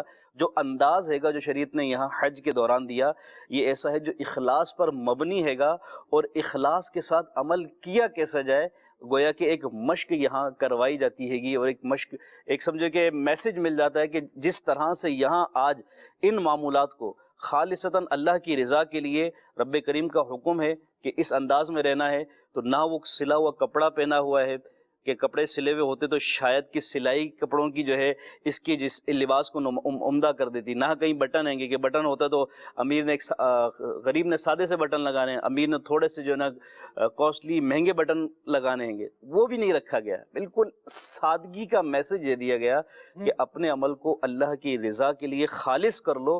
اور آج یہ ایک طریقہ کار دیا گیا کہ یہاں سے یہ عمل کر گزرو، پھر اس کے بعد اپنے ہر عمل کے اندر اخلاص لے کر آ جاؤ. ماشاءاللہ، جس طرح آپ نے حج کی بات کی، ایسے ہی قربانی کے حوالے سے بھی بزرگوں کی یہی تعلیم ہے کہ اللہ تبارک و تعالیٰ کی رضا کا گویا یہاں پر یا اس کی اطاعت کا ایک مین کانسیپٹ بندہ لے رہا ہوتا ہے. ایسے ہی جب قربانی کے جانور پر اس کو ذبح کرنے کا مرحلہ ہے تو بزرگوں نے یہ ارشاد فرمایا کہ امیر علیہ سنت دامت برکاتہم العالیہ نے بھی اپنے رسالے میں اس بات کو تحریر فرمایا کہ اس بات کو پیش نظر رکھے کہ جیسے آج اس جانور کی قربانی پیش کر رہا ہے تو اللہ رب العالمین کی رضا کے لیے اپنی قربانی پیش کرنے کا وقت آیا تو میں اپنی جان کو دینے سے بھی تامل نہیں کروں گا. اور یہی انداز ہونا چاہیے بندے کا کہ زندگی گزارنی جب اللہ کے لیے ہے تو پھر ہر مرحلے میں بندے کو چاہیے کہ فوکس اللہ تبارک و تعالیٰ کی رضا کو کرے. مدنی چینل کے ناظرین، یہ بظاہر تو باتیں ہیں اور اللہ کریم کی بارگاہ میں ہم سب دعا کرتے ہیں کہ اللہ تبارک و تعالیٰ ہمیں ان پر عمل کرنے کی بھی توفیق عطا فرمائے. جو اعمال ہوں وہ اس کی رضا کے لیے ہوں، اس کی فرما برداری کے لیے ہوں. جو بندہ فرما برداری کے لیے زندگی گزارتا ہے، اللہ کو راضی کرنے کے لیے زندگی گزارتا ہے، بلکہ وہ کسی شاعر نے بڑی مختصر انداز میں بڑا واضح پیغام دیا کہ جس کا عمل ہو بے غرض اس کی جزا کچھ اور. جو دنیا سے کوئی نمود و نمائش نہیں چاہتا، دنیا سے اپنے کسی بھی عمل کا ریوارڈ نہیں چاہتا، بس اس لیے عمل کیے جا رہا ہے کہ میرا اللہ مجھ سے راضی ہو جائے، تو پھر اس کی جو جزا ہے وہ اور ہی ہے. اصل میں تو اخلاص جو ہے یہی قبولیت کی کنجی ہے. اللہ تبارک و تعالیٰ ہمیں یہ عطا فرمائے. ناظرین کے میسیجز بھی ہیں، کالز بھی ہیں. آئیے ناظرین کے میسیجز کو، کالز کو سلسلے میں شامل کرتے ہیں. پہلے میں ایک میسیج پڑھ لیتا ہوں، پھر انشاءاللہ اس کے بعد کالز لیتے ہیں. یہ ہیں جی حافظ نذیر احمد چشتی ہیں نور پور تھل سے، اور ان کا کہنا یہ ہے کہ پروگرام بہت زیادہ میں پسند کرتا ہوں اور روزانہ بہت شوق سے دیکھتا ہوں. واہ جی واہ، اللہ کریم آپ کو جزائے خیر عطا فرمائے. نذیر بھائی دیکھتے رہیے مدنی چینل. آئیے کچھ کال بھی شامل کرتے ہیں. جی خالد بھائی، آپ کا پروگرام کھلے آنکھ کھلے والا بہت پیارا ہے، اور ناطقہ اسلام بھائی سے عرض ہے کلام سنا دے. حاجیو آؤ شہنشاہ کا روزہ دیکھو، کعبہ تو دیکھ چکے، کعبے کا کعبہ دیکھو. ماشاء اللہ ماشاء اللہ. کل مولانا حافظ اشفاق مدنی صاحب ماشاء اللہ سلسلے میں تشریف لائے تھے اور کل انہوں نے یہ کلام ابتدا میں ہی پڑھا اور بڑا زبردست پڑھا ماشاء اللہ. اچھا جی، ناخوان اسلام بھائی سے گزارش ہے کہ یہ کلام سنا دیں، امنگ جوش پر آئیں. سبحان اللہ. اچھا جی، عارش بات کر رہا ہوں اور ثاقب آباد سے. ٹھیک ہے جی، آپ کا پروگرام بہت اچھا ہے اور مجھے یہ کلام سنا دیں، ہم فقیروں کو مدینے کی گلی اچھی لگی. واہ جی واہ، سبحان اللہ. شہر خانپور سے میسج ہے. جزاک اللہ بھائی میسج کرنے کے لیے. لیا سے ہیں اور بھائی آپ کا شو بہت اچھا ہے، آپ پلیز محمود بھائی کی آواز میں وہ کلام سنا دیجئے. یہ کہنا بہت سے عاشق تڑپتے چھوڑ آیا ہوں. واہ جی واہ، مدینے کی یاد میں پلیز یہ کلام سنا دیں. ٹھیک ہے جی، کچھ کالز مزید لے لیتے ہیں. جی کال دیجیے گا. حاجیوں کے بن گئے ہیں قافلے سے یا نبی. سبحان اللہ سبحان اللہ، ماشاء اللہ. مزید. میرا مسلم ہے، دانت باندھے ہے، سب گنبد والے منظور دعا کرنا. ٹھیک ہے، مزید. मोहम्मद अफलान अत्तारी मदीनतुल औलिया मुल्तान शरीफ से बात कर रहा हूँ। कुल सल्ले अला कहते कहते मैं आज का मौजू बहुत ही प्यारा है। वैस गुल भाई आपसे अर्ज है कि आप ये वाला कलाम सुना दे, करे चारा साजी जियारत किसी की। शहनशाह सुखन उस्ताद ज़मन मौलाना हसन रदा खान रहमतुल्लाहि तआला अलैह का बड़ा ज़बरदस्त कलाम है ये, और बड़ा लुत्फ़ आता है जब ये पढ़ा जाता है। तो मज़ीद कॉल दीजिएगा।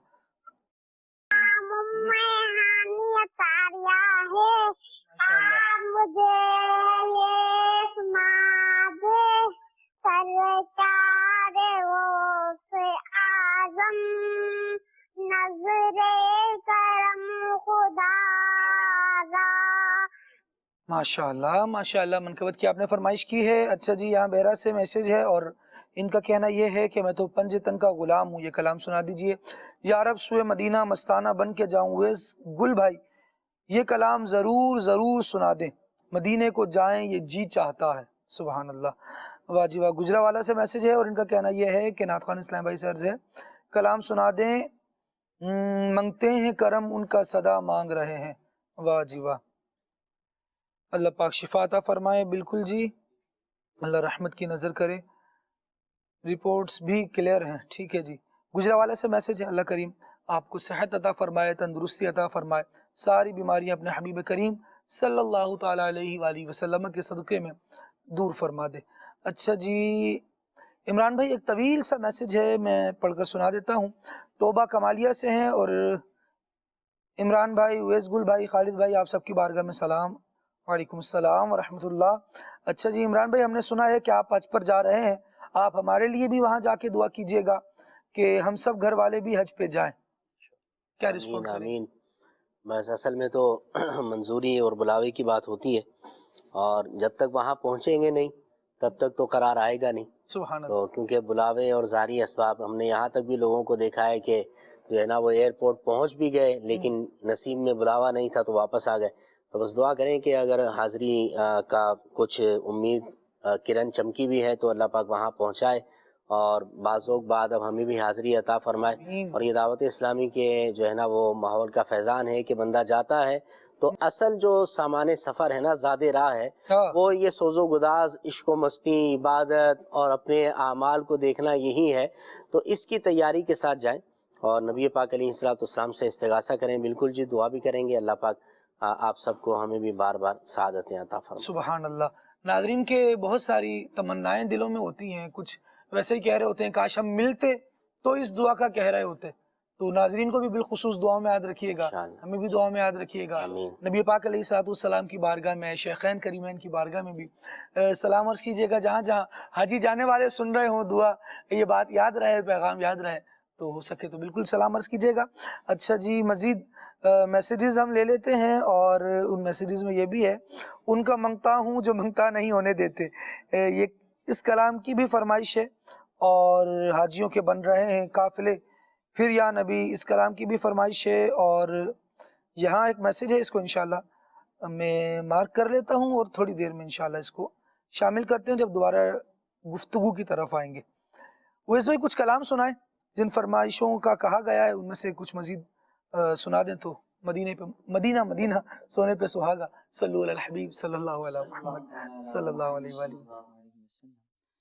उमंगे जोश पर आई, इरादे गुदगुदाते हैं। उमंगे जोश पर आई, इरादे गुदगुदाते हैं। जमीले कादरी शायद हबीबे हक बुलाते हैं। जमीले कादरी शायद हबीबे हक बुलाते हैं। जगा देंगे किस्मत चाहते हैं जिस जिस्म भर में। जगा देंगे किस्मत चाहते हैं जिस जिस्म भर में। वो जिसको चाहते हैं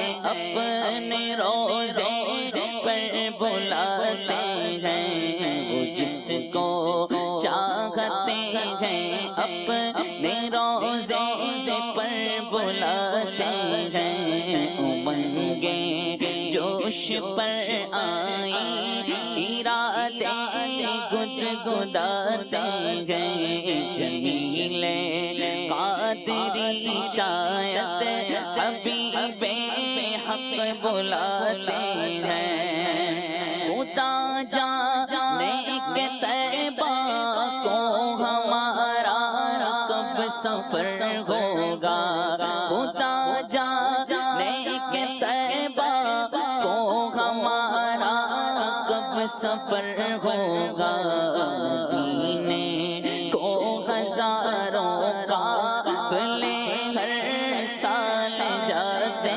ہیں، مدینے کو ہزاروں قافلے ہر سال جاتے ہیں، شہ طیبہ یہ قوت ہے تیرے در کے گداؤں میں، شہ طیبہ یہ قوت ہے تیرے در کے گداؤں میں، جلا دیتے ہیں مردوں کو وہ جس دم لب گلاتے ہیں، جلا دیتے ہیں مردوں کو وہ جس دم لب گلاتے ہیں، مساسوں جان عالم اس کریمی اور رحیمی کے، تساسوں جان عالم اس کریمی اور رحیمی کے، گناہ کرتے ہیں ہم وہ اپنی رحمت سے چھپاتے ہیں، گناہ کرتے ہیں ہم وہ اپنی رحمت سے چھپاتے ہیں، جمیل قادری کو دیکھ کر حوروں میں غل ہوگا، جمیل قادری کو دیکھ کر حوروں میں غل ہوگا، یہی ہے وہ کہ جو نعتیں حبیب حق سناتے ہیں، یہی ہے وہ کہ جو نعتیں حبیب حق سناتے ہیں، امنگیں جوش پر آئی، ارادے گدگداتے ہیں، جمیل قادری شاید حبیب حق بلاتے ہیں، جمیل قادری شاید حبیب حق بلاتے ہیں، حاجیوں کے بن رہے ہیں قافلے پھر یا نبی، حاجیوں کے بن رہے ہیں قافلے پھر یا نبی، حاجیوں کے بن رہے ہیں قافلے پھر یا نبی، پھر نظر میں پھر گئے حج کے مناظر یا نبی، پھر نظر میں پھر گئے حج کے مناظر یا نبی، کر رہے جانے والے حج کی اب تیاریاں، کر رہے جانے والے حج کی اب تیاریاں، رہ نہ جاؤں میں کہیں کر تو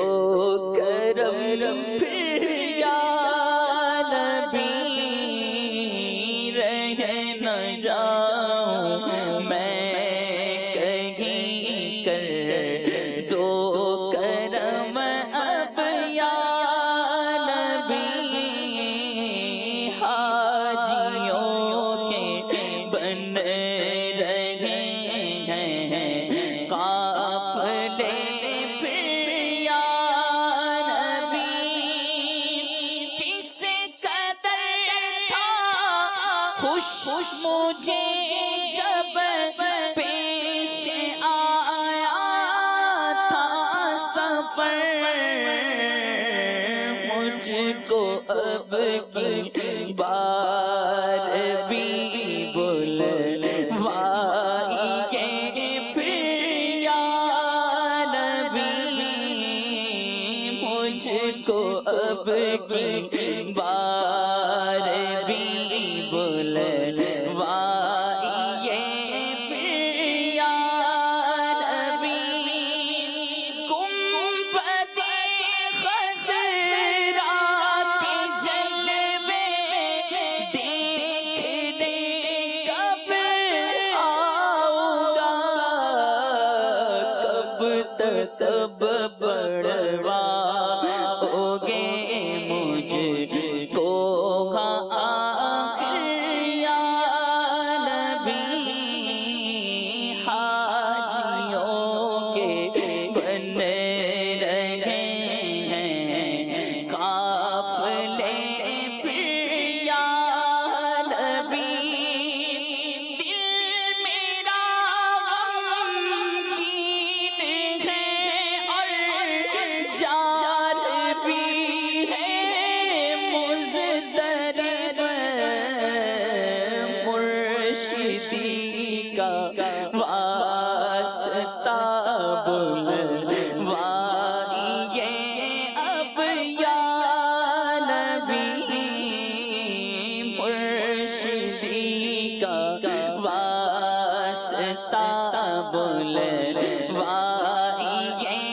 پھر یا نبی، آہ میرا کیا بنے گا گر نہ حج پر جا سکا، آہ میرا کیا بنے گا گر نہ حج پر جا سکا، او کرم عطار پر ہو جائے حاضر یا نبی، ہو کرم بدکار پر ہو جائے حاضر یا نبی، حاجیوں کے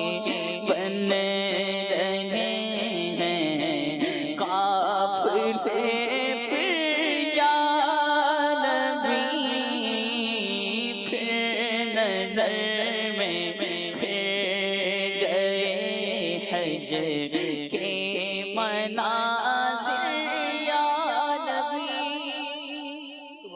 سبحان اللہ اللہ رب العالمین جل وعلا حرمین طیبین کی با ادب ذوق والی حاضری ہمارا مقدر فرمائے۔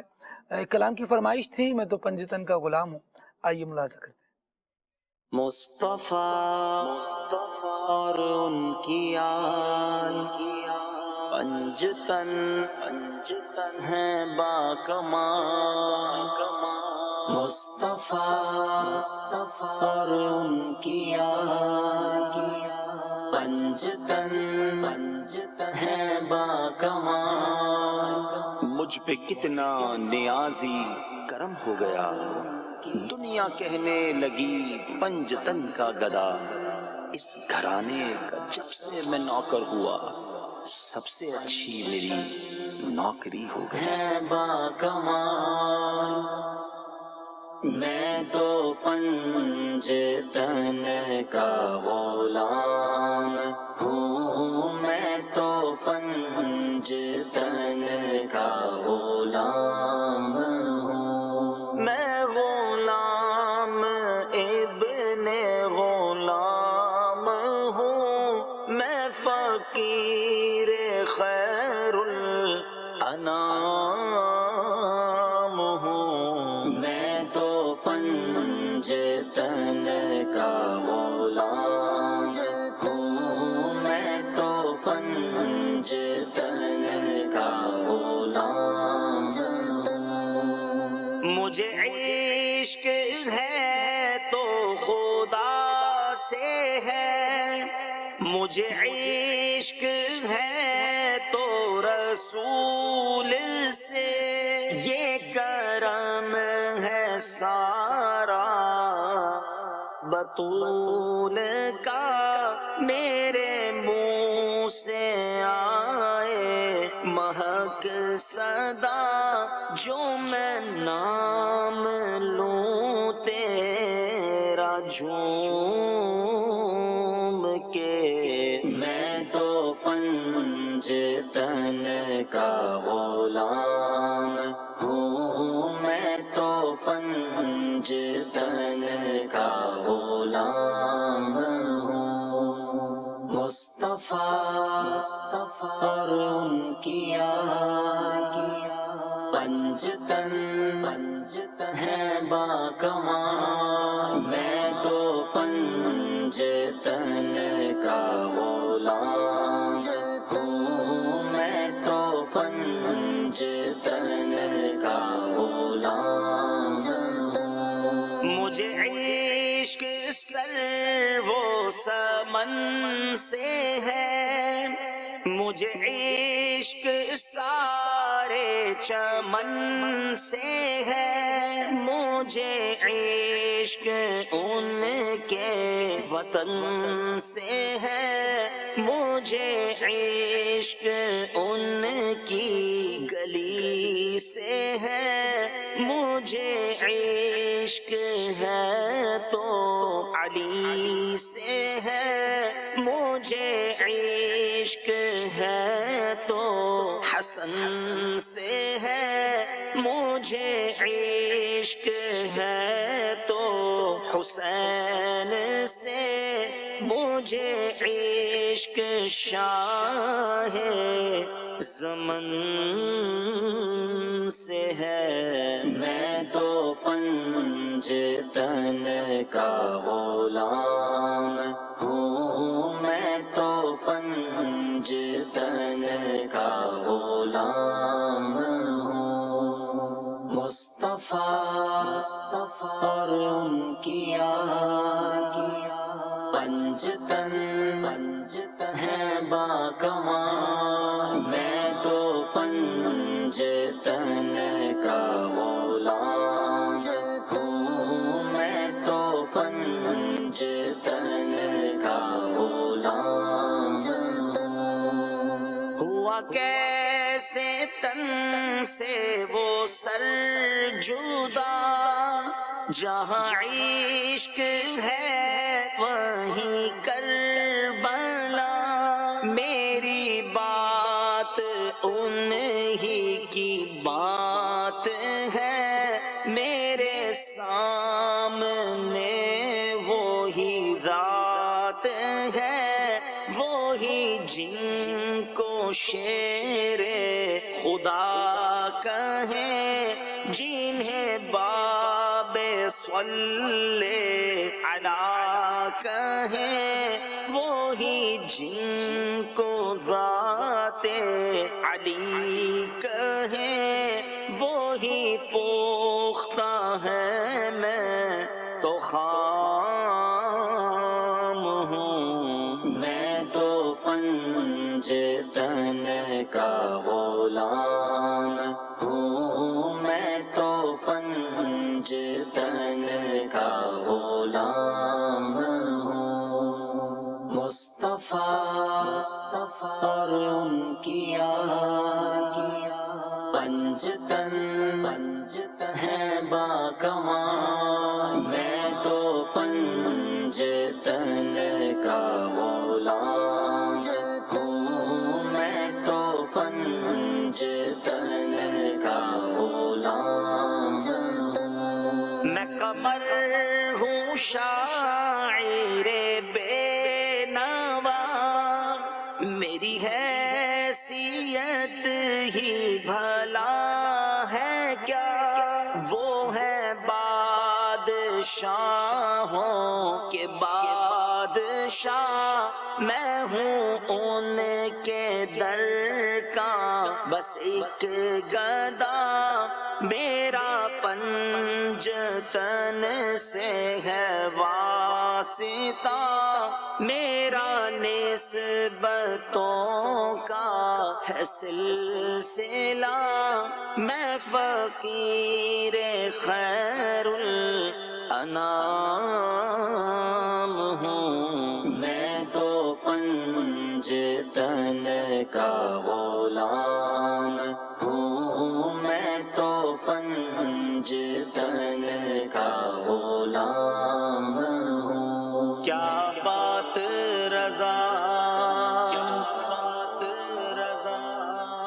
اس چمنستان کرم کی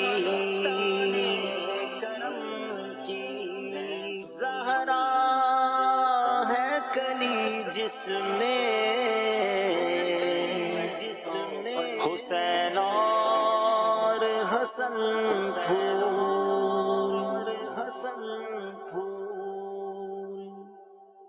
سبحان اللہ سبحان اللہ. اللہ رب العالمین نبی پاک صلی اللہ تعالیٰ علیہ وآلہ وسلم کے اہل بیت کی محبت بھی عطا فرمائے. پنجتن کی پاک کی نسبت بڑی پیاری ہے, بڑی خوب ہے. اللہ رب العالمین جل وعلا اس نسبت کا ہمیشہ احترام کرتے رہنے کی سعادت نصیب فرمائے. فیضان صحابہ اور اہل بیت سے ہم سب کو حصہ نصیب فرمائے. مدنی چینل کے ناظرین, گفتگو چل رہی تھی اطاعت کے عنوان پر. اللہ رب العالمین جل وعلا کی بندہ اطاعت کرے, نبی کریم صلی اللہ تعالیٰ علیہ وآلہ وسلم کی اطاعت کرے. یہاں میں عمران بھائی سے ایک سوال کرنا چاہوں گا. عمران بھائی, جب ہم اطاعت کی بات کرتے ہیں کہ اللہ کی اطاعت کی جائے, نبی پاک علیہ السلام کی اطاعت کی جائے, تو یہ بھی ارشاد فرمائیے کہ اطاعت کہاں کہاں کی جائے گی, زندگی کے کن شعبوں میں کس طرح سے کی جا سکتی ہے؟ بڑا ہی خوبصورت سوال ہے آپ کا. ظاہر ہے کہ بندہ جب زندگی گزارتا ہے تو اس کی لائف کی مختلف ڈائمنشنز ہوتی ہیں. جی, کہیں پر اس کا لائف اسٹائل کچھ الگ ہوتا ہے, کہیں کچھ الگ ذمہ داریاں ہوتی ہیں, کہیں کچھ الگ روابط اور ضوابط اور تعلقات ہوا کرتے ہیں. تو بہرحال ایک سمپل اصول رکھ لیں کہ زندگی میں ہر وقت جس کسی بھی موڈ میں ہو, اللہ کی اطاعت و فرما برداری ہمارے پیش نظر ہونی چاہیے. اب ہم اپنی لائف کو اگر ہم تھوڑا اس میں تقسیم کاری کریں, کچھ ڈیفرنس کریں اپنی اوقات کار کے اندر, تو بندہ کبھی ایسا کرتا ہے کہ کبھی بندے کی پرسنل لائف ہوتی ہے, ذاتی معاملات بندے کی ہوا کرتے ہیں. تو جو پرسنل لائف ہے انسان کی, اس میں بھی مسلمان اللہ کی اطاعت کرے گا, چاہے وہ پرسنل معاملہ ہے. جب ہم مسلمان ہیں, اللہ سے محبت کرنے والے ہیں, اللہ کو ایک ماننے والے ہیں, اللہ رسول پر ایمان لانے والے ہیں, تو ہماری پرسنل چیزیں بھی اللہ کے حکم کے مطابق چلیں گی. ہم کوئی جو ہے نا وہ کھلے ہوئے جانور نہیں ہیں کہ کہیں بھی جا کر چرنے لگ جائیں, کہیں بھی چلے جائیں, کہیں بھی کچھ کرنے لگ جائیں. ہم مکلف ہیں. اسلام کی جو ڈور ہے وہ ہمارے اندر موجود ہے, ہمارے گلوں میں ہے, تو اسی کے مطابق ہم نے چلنا ہے. تو پرسنل لائف ہو, اس میں بھی اللہ رسول کی اطاعت ہمیں پیش نظر رکھنی ہے. پرسنل معاملات کے اندر خوشی غمی کے سارے لمحات آ جاتے ہیں, چاہے وہ خوشی کے مواقع ہوں. بعض اوقات انسان کہتا ہے خوشی کے موقع پر تو سب جائز ہے. لا لا استغفر اللہ, کچھ بھی جائز نہیں. جائز صرف وہ ہے جو اللہ نے جائز کیا ہے, رسول اللہ نے جائز کیا ہے. صحیح. جو اسلام نے جائز کیا ہے وہی جائز ہے, اسی کے پیش نظر ہم نے خوشی غمی کے لمحات گزارنے ہیں, دن رات اپنے پرسنل لائف کو گزارنے. اچھا, اسی طرح بندہ کبھی پروفیشنل لائف گزار رہا ہوتا ہے, تو اس میں پروفیشنلی بندہ جو ہے نا بیہیو کر رہا ہوتا ہے, اس کے اندر بھی اللہ رسول کی اطاعت و فرما برداری کو اپنے پیش نظر رکھنا چاہیے. اچھا, اسی طرح آفیشیل لائف ہوتی ہے. اب آفیشیل لائف یعنی بندہ کہیں جاب کرتا ہے, کہیں پر وہ آفیسر ہے یا کہیں پر کوئی نوکری کر رہا ہے, جاب کر رہا ہے, تو ظاہر ہے کہ اجارے کے اصول و ضوابط, نوکری کے اصول و قوانین بھی اسلام نے دیے ہیں. اگر آپ کسی فیکٹری میں, کسی کمپنی میں, کسی بھی آپ جگہ پر جاب کر رہے ہیں, تو ظاہر ہے کہ جس کے پاس جاب کر رہے ہیں وہ آپ کو اپنا مال دے رہا ہے, پیسے دے رہا ہے.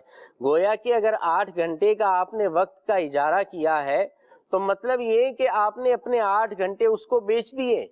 اب آپ اس میں اپنی پرسنل لائف نہیں گزار سکتے. اس میں اب آپ اس کے ماتحت بن کر آپ اس کی نوکری پر اس کا وقت گزاریں گے. اگر نوکری میں اگر جاب میں کوتاہی ہوگی تو شرن بھی درست نہ ہوگا, اور پھر جاب کے مستحق بھی اگر ایسی کوئی غلطی ہے تو آپ نہیں بن پائیں گے.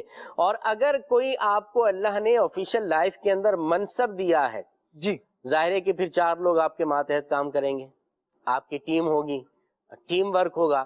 تو آپ کو اللہ نے کوئی بڑا عہدہ اور منصب دیا ہے تو اپنے ٹیم ممبرز کو حقیر نہیں جاننا, ان کو بھی اپنے جیسا مسلمان, اپنے جیسا بھائی سمجھ کر جو ان کے حقوق ہیں وہ آپ نے ادا کرنے ہیں, اوور لوڈ ان پر نہیں کرنا ہے. اچھا, اسی طرح جو ہے نا ان پر غصہ, کوئی ذاتی کام ان سے لینا یا دیگر جو بھی اصول و قوانین ہمارے اسلام نے ہمیں دیے ہیں, اس کے اندر بھی اللہ کی رضا کو پیش نظر رکھنا ہے. آفیشیل لائف کے اندر اس میں بھی اطاعت و فرمانبرداری کس کی ہوگی؟ اللہ رسول کی ہوگی. ٹھیک ہے. اچھا, اسی طرح ڈومیسٹک لائف بندے کی ہوتی ہے, اسٹوڈنٹ لائف انسان کی ہوتی ہے, بزنس لائف انسان کی ہوتی ہے, فرینڈ شپ سرکل بندے کا ہوتا ہے. ان تمام ڈائمینشنز کے اندر پیش نظر ہر وقت اللہ کی رضا ہو, اللہ رسول کی اطاعت و فرما برداری ہو. اس کے مطابق ان تمام معاملات میں بندہ رہے گا تو پھر بندہ جو ہے نا وہ خوشحال بھی رہے گا, اور انشاءاللہ دنیا میں تو وارے نیارے ہونے ہی ہیں, اللہ نے چاہا تو آخرت میں بھی ہمارے وارے نیارے ہوں گے. بہرحال دن رات 24 گھنٹے جب کبھی بھی ہم ہیں تو اللہ رسول کی اطاعت و فرما برداری ہی کے اندر رہیں. اس سے باہر جائیں گے تو پھر ہلاکت کے اندر پڑ جائیں گے. اب یہ صرف ایک بار سننے سے نہیں آئے گا, اس کے لیے ہمیں جو ہے نا وہ سیکھنا پڑے گا, ہمیں علم حاصل کرنا پڑے گا, کیونکہ حدیث میں ہے انما العلم بالتعلم, اور میں علم تو سیکھنے سے ہی آتا ہے, اور تعلم باب تفاعل سے ہے. آپ جانتے ہیں کہ اس کا خاصا مشقت ہوا کرتا ہے. انما العلم بالتعلم مطلب یہ کہ علم با مشقت سیکھنے سے آتا ہے. صحیح, علم کے لیے کچھ مشقت کرنا پڑے گی. اگر آپ جو ہے وہ آفیشیل لائف گزار رہے ہیں تو پھر اجیر اور مستاجر کے جو بھی اصول و قوانین ہیں, جو بھی شرعی مسائل ہیں, وہ آپ کو سیکھنا پڑیں گے. اسی طرح اگر آپ پر نماز فرض ہے تو اس کا علم آپ کو سیکھنا پڑے گا. اسی طرح اگر آپ والد بن چکے ہیں تو اولاد کے کیا حقوق ہیں آپ کو سیکھنا پڑے گا. اچھا, اسی طرح اگر آپ شوہر ہیں تو بیوی کے کیا حقوق ہیں آپ کو سیکھنا پڑیں گے. اگر آپ جو ہے وہ سیٹھ ہیں اور ایک کمپنی چلا رہے ہیں یا چھوٹی موٹی دکان چلا رہے ہیں, آپ اس کے آنر ہیں, تو اس کے کیا اصول و ضوابط ہے, کیا جائز ہے کیا ناجائز ہے, وہ آپ کو سیکھنا پڑے گا. تو بہرحال یہ جتنی بھی ڈائمینشنز ہم نے بیان کی ہیں, ہو سکتا ہے اس کے علاوہ بھی ہوں لوگوں کی. تو جس بھی آپ کا جو بھی اسٹیٹس ہے, ہمارا جو بھی اسٹیٹس ہے, اس کے مطابق اسلامی کون کون سے احکام ہماری طرف متوجہ ہوتے ہیں, صحیح, وہ ہمیں سیکھ کر اس پر عمل کرنا پڑے گا, اور وہی اللہ رسول کی اطاعت و فرما برداری ہوگی. یعنی اطاعت و فرما برداری کے تناظر میں جو آپ گفتگو فرما رہے ہیں, اس سے ایک بات جو سیکھنے کو ملی ہے وہ یہ بھی ہے کہ پتہ ہوگا تو ہی عمل ہوگا. اطاعت ہوگی. بالکل. جب پتہ ہی نہیں ہے کہ اس موقع پر مجھ پر کیا ذمہ داری عائد ہو رہی ہے اور کس طرح سے ہم نے احکامات ادا کر رہے ہیں. جیسے ایک بڑا کامن مسئلہ لے لیجئے عید کی نماز کا, نماز جنازہ کا. یہ ایسے مسائل ہیں جو وقتاً فوقتاً, عید تو اپنے موقع پر, لیکن نماز جنازہ جو ہے وقتاً فوقتاً پیش آتی رہتی ہے. اس میں دیکھا یا جاتا ہے, سیکھا ہی نہیں ہوتا, پتہ ہی نہیں ہے, اور چیز روٹین میں ہے نہیں ہمارے ساتھ پریکٹس میں. تو اب کیا ہو رہا ہوتا ہے, دیکھا دیکھی ادا کر رہے ہوتے ہیں, جیسا یہ کر رہا ہے ویسا کر لوں گا, جیسا وہ کر رہا ہے ویسا کر لوں گا. اسی طرح آپ نے اپنی جو گفتگو کی اور مختلف شعبہ جات بیان کیے. اب نوجوانوں میں ایک چیز یہ دیکھنے میں آتی ہے کہ یہ جلدی ہے بھائی شادی ہو جائے, لیکن شادی ہونے کے بعد ذمہ داریاں کیا عائد ہوں گی, نہ یہ سیکھنے کی کوئی خواہش ہے, نہ کوئی سیکھنے کا سلسلہ ہے, اور نہ ہی پھر عمل کا ذہن ہے. اب جب ہو جائے گی تو وہاں پر اللہ اور رسول کے جو احکامات بندے پر عائد ہوتے ہیں, نہ ان کا پتہ ہوگا, نہ ادائیگی کر پائے گا, اور ان دی اینڈ نتیجہ کیا ہوگا؟ جب ادائیگی اللہ کریم کے احکامات کی نہیں ہو پا رہی تو پھر نتیجہ جو ہے وہ شادی خانہ آبادی کی صورت میں کیسے سامنے آئے گا, پھر بربادی کی صورت میں سامنے آئے گا. ایک وہ دور تھا کہ یعنی پچھلے جنریشن کی طرف اگر ہم چلے جائیں تو لوگ بڑے مل جل کر رہتے تھے, اور ایک دوسرے کا جو ہے وہ اثر ہوا کرتا تھا زندگی میں, اور ساس سسر ان کی عزت تعظیم, اور ان کی وجہ سے بھی بندہ بہت سارے کاموں میں رک رہا ہوتا تھا اور بہت سارے کام اچھے انداز سے ادا کر رہا ہوتا تھا. اور آج کل جو مدنی چینل کے ناظرین ماحول اور سلسلہ چل رہا ہے, سیپریشن کا نظام زیادہ دیکھنے میں آ رہا ہے, اور وہاں کیونکہ پھر کسی کا ڈر خوف نہیں ہوتا, طور طریقہ سیکھا نہیں ہوتا, تو کچھ دنوں تو زندگی چلتی ہے, لیکن کیونکہ شرعی فرائض نہیں سیکھے ہوتے, احکامات نہیں سیکھے ہوتے, ان کی ادائیگی کا طریقہ نہیں آیا ہوتا, بس ایک کان میں یہ صدا آ رہی ہوتی ہے کہ بھئی شادی کرو شادی کرو, تو وہ تو کر لی, احکامات کیا ہیں, حقوق کیسے ادا ہوں گے, کن چیزوں کو کرنا ہے، کن چیزوں سے رکنا ہے، یہ تو پتہ ہی نہیں ہے۔ تو اب کیا ہوگا؟ اب نتیجہ ہوگا ڈسپیوٹ کا، اور پھر اس کے صورتحال میں جو اچھا بھلا رشتہ جوڑا گیا تھا وہ ٹوٹتا ہوا نظر آ رہا ہوتا ہے، اور بڑھتی ہوئی طلاق کے معاشرے میں جو رجحانات ہیں اس کی بنیادی وجوہات میں سے یہ بھی ہے کہ لوگوں کو اپنے حقوق کا ہی نہیں پتہ۔ تو بہت پیاری بات کی طرف عمران بھائی نے توجہ دلائی کہ ان کو سیکھیں، جس کیٹیگری میں آپ فال کرنے جا رہے ہیں سیکھنا پڑے گا کہ یہاں پہنچنے کے بعد مجھ پر اللہ رب العالمین جل وعلا کی طرف سے کیا احکامات ہیں جو لازم ہوتے ہیں، اور ان کی ادائیگی کا کیا طریقہ اور کیا سلسلہ ہونا چاہیے۔ اللہ رب العالمین ہمیں عمل کی توفیق عطا فرمائے۔ یہاں ایک میسج یہ بھی آیا ہوا ہے کہ وہ لوگ جو مسلمان تو ہیں مگر اطاعت شیطان کی کرتے ہیں، ایسوں کے بارے میں کیا ارشاد فرماتے ہیں؟ میرے خیال سے اس سے مراد یہی ہے کہ جن کاموں سے اللہ کریم نے منع کیا ہے وہ کر رہے ہوتے ہیں، یعنی شیطان کی پکار پہ لبیک کہہ رہے ہوتے ہیں، اور اللہ رب العالمین جل وعلا کے احکامات پر عمل نہیں کر رہے ہوتے۔ تو جو اس طرح کی زندگی گزارتے ہیں وہ نقصان اپنا بھی کرتے ہیں، اپنی نسلوں کا بھی کرتے ہیں۔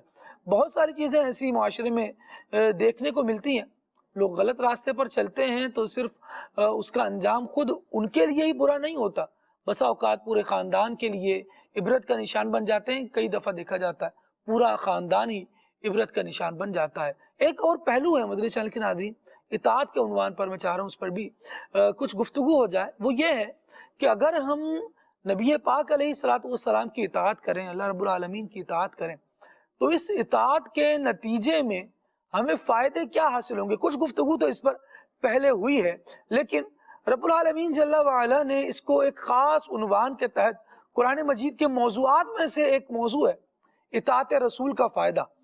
صحابہ کرام علیہم رضوان کا ہم مزاج اور انداز دیکھتے ہیں تو وہ تو نبی پاک علیہ الصلوۃ والسلام کی عادتوں کو، سنتوں کو اپنانے کے ایسے دھنی ہوا کرتے تھے، ایسی دھن ہوا کرتی تھی نبی پاک علیہ الصلوۃ والسلام کی سنتوں کو اپنانے کی کہ آقا دو عالم صلی اللہ علیہ وسلم کسی راستے سے اگر اپنے سر کو کچھ جھکا کر گزرے ہیں تو اگرچہ بعد میں وہ پیڑ، وہ درخت اونچا ہو جائے، وہ شاخ اوپر چلی جائے، اس کے باوجود بھی صحابہ نے جب حضور کو اس مقام سے گزرتے دیکھا تو سر نیچا کیا تھا حضور نے۔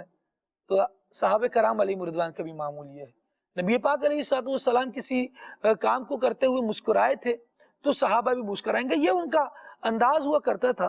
طارق بھائی ارشاد فرمائیں کہ اطاعت رسول کے فوائد قرآن کیا بیان کرتا ہے؟ اطاعت رسول اس کے فوائد دنیا میں بھی ملتے ہیں اور آخرت میں بھی ملتے ہیں۔ یاد رکھیں کہ مسلمان جو ہے نا، نبی کریم صلی اللہ علیہ وسلم کی جب تک کہ مکمل اطاعت اور فرما برداری نہیں کرتا تو وہ کامل مومن نہیں ہو سکتا۔ کامل الایمان ہونے کے لیے اطاعت رسول جو ہے نا یہ بنیادی عنصر ہے، اور نہ ہی مسلمان جو ہے اس کے بغیر دنیا و آخرت میں فلاح و کامرانی پا سکتا ہے۔ یعنی کامیابی چاہیے، دنیا اور آخرت کی فلاح چاہیے تو وہ اطاعت رسول میں ہی۔ اور حقیقتاً رسول اللہ صلی اللہ علیہ وسلم کے قرآن خود اس پر شاہد ہے کہ رسول اللہ کی اطاعت، یہ جس نے رسول اللہ کی اطاعت کی اس نے اللہ کا حکم مانا، اللہ کی اطاعت کی۔ تو نبی کریم علیہ السلام کی جو اطاعت ہے، پیروی ہے، یہ دنیا اور آخرت کے ڈھیروں فوائد کو لیے ہوئے ہیں۔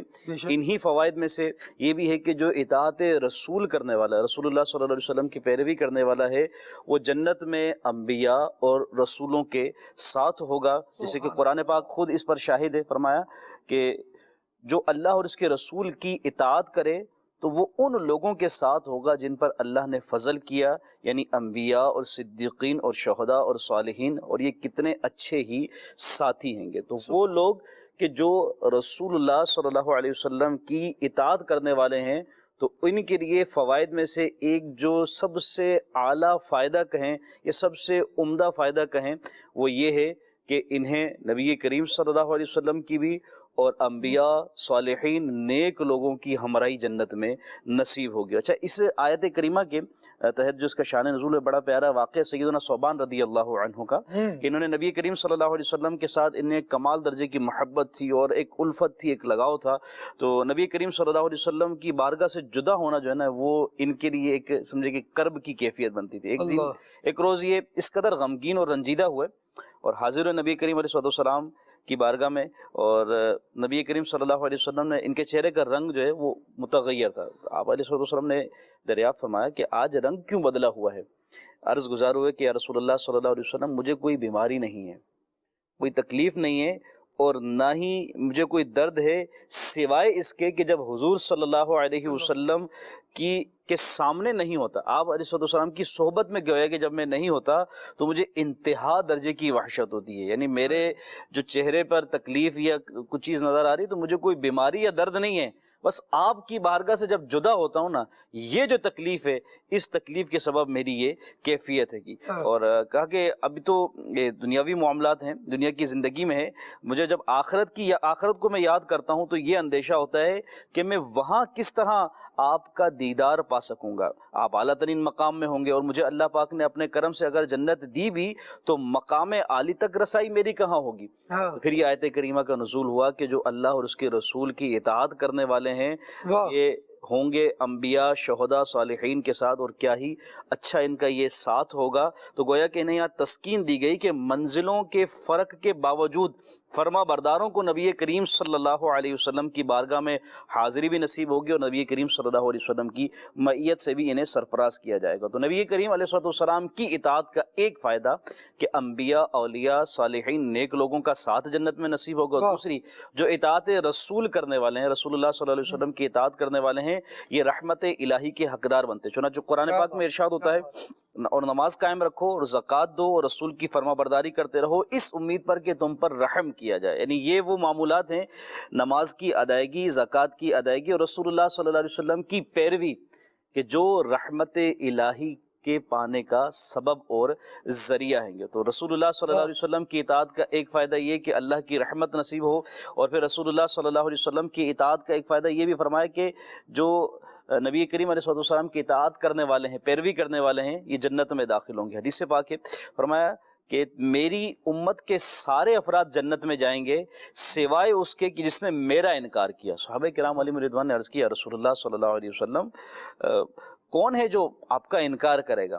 تو آپ علیہ السلام نے فرمایا کہ وہ جو میری اطاعت کرے وہ جنت میں جائے گا، وہ جو میری نافرمانی کرے وہ گویا کہ میرا انکار کرنے والا ہے، تو یہ شخص جو ہے وہ جنت سے محروم رہے گا. پھر نبی کریم علیہ السلام کی اگر مزید ہم دیکھتے چلے جائیں تو اطاعت رسول صلی اللہ علیہ وسلم کے جو فوائد ہیں کہ رسول اللہ صلی اللہ علیہ وسلم کی اطاعت میں دنیا و آخرت کی بھلائیاں موجود ہیں. صحابہ کرام کے ایسے واقعات ملتے ہیں، بارگاہ رسالت میں حاضر ہوئے، کسی معاملے میں مشورہ کیا، نبی کریم صلی اللہ علیہ وسلم نے جس مشورے کا، جس کام کا فرمایا کہ نہیں اس عمل کو اختیار کر لو، انہوں نے جب اس عمل کو اختیار کیا تو پھر ایک وقت آیا تو انہوں نے کہا کہ واقعی جس بات کا نبی کریم صلی اللہ علیہ وسلم نے فرمایا جب ہم نے اس کو لیا تو جو بھلائی اور جو فوائد ملے وہ شاید کہ اس کے متبادل میں دوسرے مقام پر ہمیں یا دوسرے راہ میں ہمیں نہ ملتی. اسی طرح نبی کریم صلی اللہ علیہ وسلم کی جو اطاعت ہے اس کا ایک فائدہ یہ بھی ہے کہ یہ تمام گمراہیوں سے اور سمجھے کہ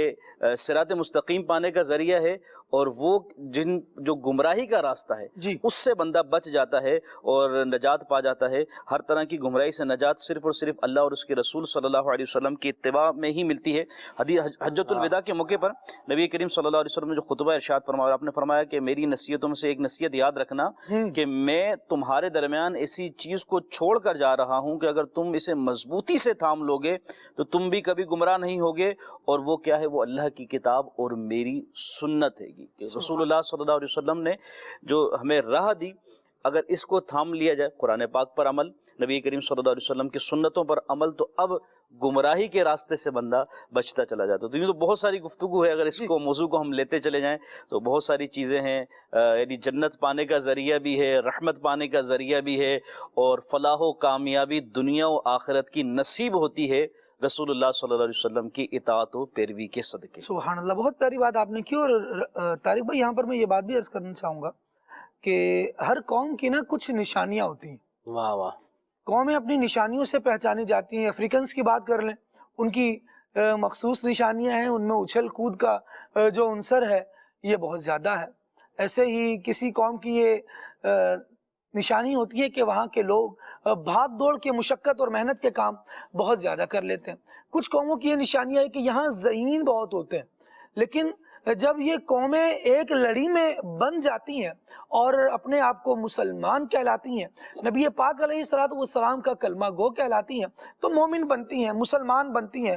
نبی کریم علیہ الصلوۃ والسلام کا کلمہ انہوں نے پڑھ لیا، مومن کہلائے۔ تو مومن کی کیا خصوصیات ہیں، ان کی نشانیاں کیا ہیں؟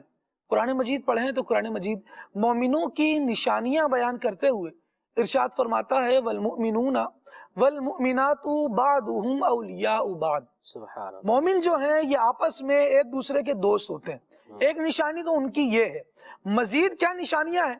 ارشاد فرمایا یأمرون بالمعروف وینہون عن المنکر، نیکی کی دعوت دینا یہ مومن کی نشانی ہے۔ ینہون عن المنکر، برائی سے روکنا یہ مومن کی نشانی ہے۔ وَيُقِيمُونَ الصَّلَاةَ، اور نماز کو قائم کرتے ہیں، یہ مومنوں کی نشانیاں ہیں۔ وَيُؤْتُونَ الزَّكَاةَ، اور زکوٰۃ کا ادا کرنا یہ مومن کی نشانی ہے۔ یعنی اب اللہ رب العالمین ایمان والوں کی نشانیوں کو بیان فرما رہا ہے، تو ان میں یہ بات بیان ہوئی کہ یہ نیکی کی دعوت دینے والے ہوتے ہیں، برائی سے روکنے والے ہوتے ہیں، نماز قائم کرنے والے ہوتے ہیں، زکوٰۃ دینے والے ہوتے ہیں۔ اور پھر جو ان کی نشانی بیان فرمائی اور جس پر اللہ رب العالمین جل وعلا نے لوگوں کو اپنے رحم کا امیدوار ٹھہرایا، وہ یہ ہے کہ مومنوں کی ایک نشانی یہ ہے وَيُطِيعُونَ اللَّهَ وَرَسُولَهُ، اور مومن جو ہے یہ اللہ اور اس کے رسول کی اطاعت کرنے والے ہوتے ہیں، اللہ اور اس کے رسول کے فرما بردار ہوتے ہیں۔ بھلا وہ بھی کوئی ایمان والا ہے کہ جو اللہ اور اس کے رسول کی فرما برداری سے ہی انکار کرنے والا ہو؟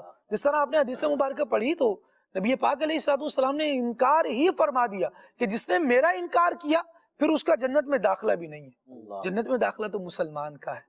اور اللہ رب العالمین ہمارا مالک، ہمارا مولا، ہمارا پروردگار جب ایمان والوں کی یہ نشانیاں بیان کر رہا ہے کہ یہ ان خوبیوں کے ان اوصاف کے حامل ہوتے ہیں، ان خوبیوں سے آراستہ ہوتے ہیں، جس میں یہ بھی ہے کہ اللہ اور اس کے رسول کی اطاعت کرنے والے ہوتے ہیں، تو اب میں اور آپ بینگ اے مسلم اپنے آپ کو ٹٹول لیں، ذرا اپنے آپ کا جائزہ لے لیں کہ کیا ہم اللہ اور اس کے رسول کی اطاعت کرنے والے ہیں، یا کبھی بھی اس طرح کا کوئی مرحلہ آئے کہ میرے جذبات کو، میرے احساسات کو، میرے دنیاوی فوائد کو یا میرے کسی بھی قسم کے فائدے کو ٹھیس پہنچتی ہے، تو پھر میں کہتا ہوں نہیں، دین کا مرحلہ الگ رکھ دیا جائے۔ میں تو یہ کہنے والا ہوں، میری مرضی تو یہ ہے۔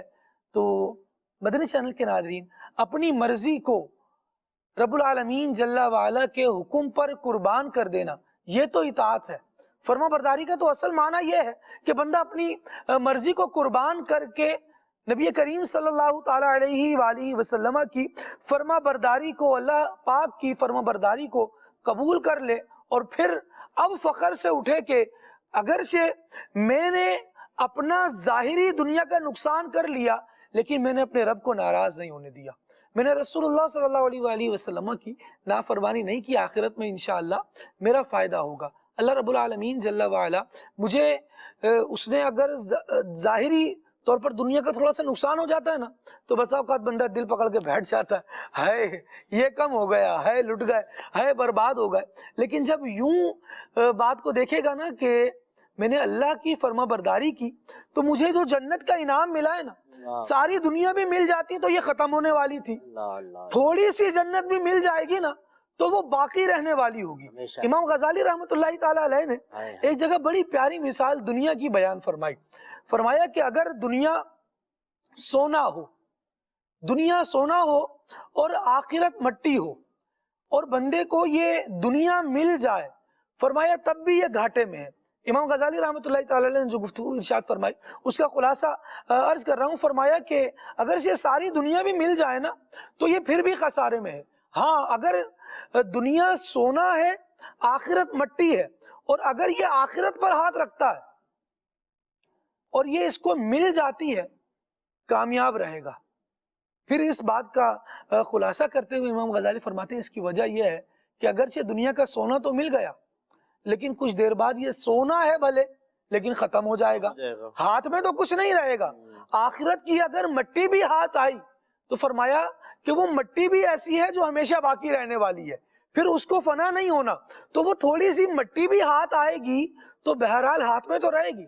اس کے بعد ارشاد فرماتے ہیں اور خبردار ایسا نہیں ہے، دنیا مٹی ہے اور آخرت سونا ہے، تو یہاں کا سونا بھی وہ مٹی ہی ہے، اور آخرت کا جنت کی نعمتوں تو پڑھیں ذرا، اس کے بارے میں سوچیں تو صحیح۔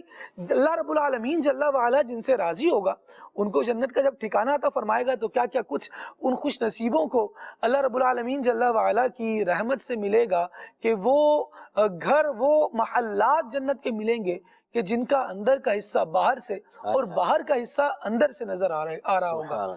ایسی دیواریں ہوں گی کہ جس کا گارا جو ہے وہ سونے اور چاندی کی اینٹیں وہاں لگی ہوں گی، مشک کے گارے سے وہ دیواریں تعمیر کی گئی ہوں گی۔ وہ عالی محلات پوشیدہ ہیں دنیا میں رب العالمین جل وعلا کی اطاعت کے ساتھ۔ اگر اطاعت کی زندگی گزاریں گے تو پھر عیش کی زندگی ہمیں نصیب ہوگی، اور وہ عیش جنت میں رب العالمین جل وعلا عطا فرمائے گا۔ یقیناً عیش، سکون، چین، راحت وہی ہے جس میں اللہ اور اس کے رسول کی رضا شامل ہو، اور مالک کریم نے ارشاد فرمایا ہے واللہ ورسولہ احق ان یردوہ ان کانوا مؤمنین، اور اللہ اور اس کا رسول وہی زیادہ اس بات کے حقدار ہیں کہ انہیں راضی کرو اگر تم ایمان والے ہو۔ اللہ رب العالمین جل وعلا کی بارگاہ میں دعا کرتے ہیں مالک کریم ہمیں اپنی رضا والے کام کرنے کی توفیق عطا فرمائے، ان کاموں سے بچائے جس میں اس کی ناراضی ہو، اور حبیب کریم صلی اللہ تعالی علیہ وآلہ وسلم کی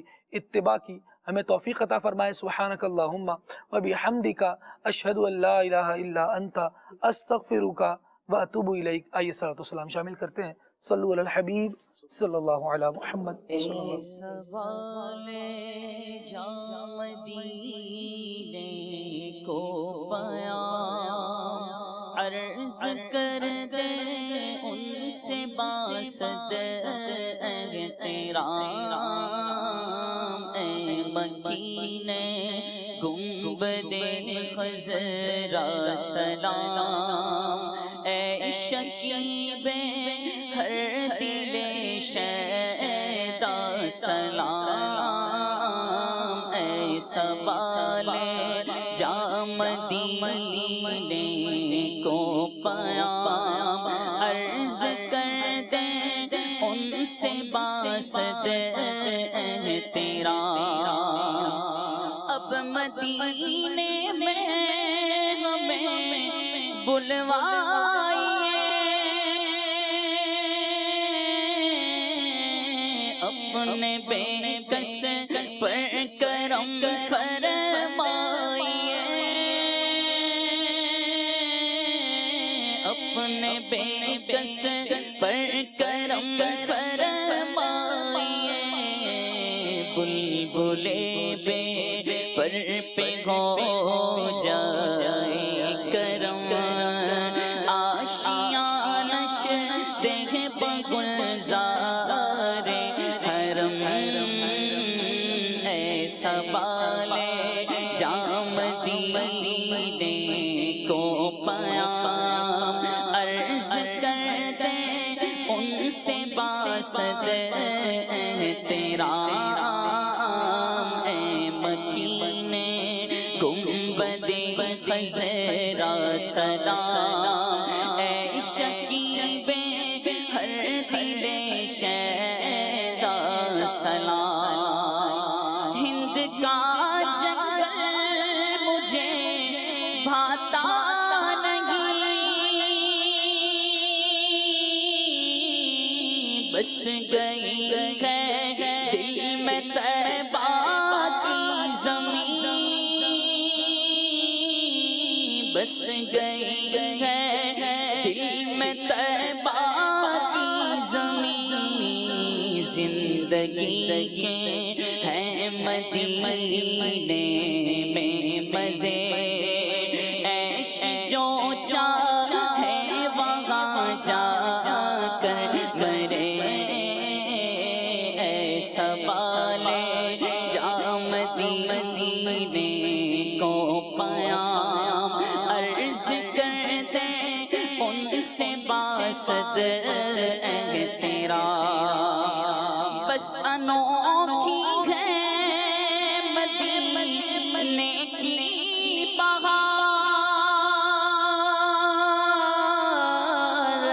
کے صد گل ہے اسی گلشن کے خار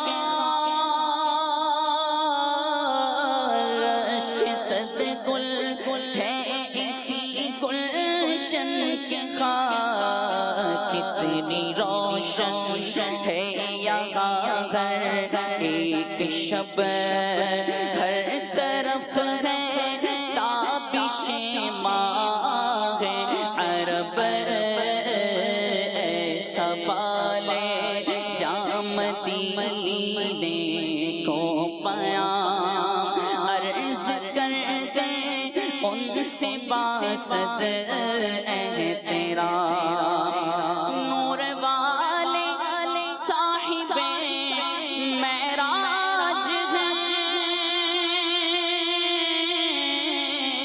مہر و مائن کے سبھی محتاج ہیں مہر و مائن کے سبھی محتاج ہیں اے خوشابہ تیرا سائے اخترت باز آور دی گدایا بردرت ایسا بالے جام مدینے کو پیام عرض کر دے ان سے باسط احترام اے مکینے گنبد خضرا سلام اے شکیب ہر دل شیدا سلام چلو سیکھیں قرآن و سنت کی باتیں جو مہکائیں دن اور کرے نور راتیں کھلے آنکھ صلی علی کہتے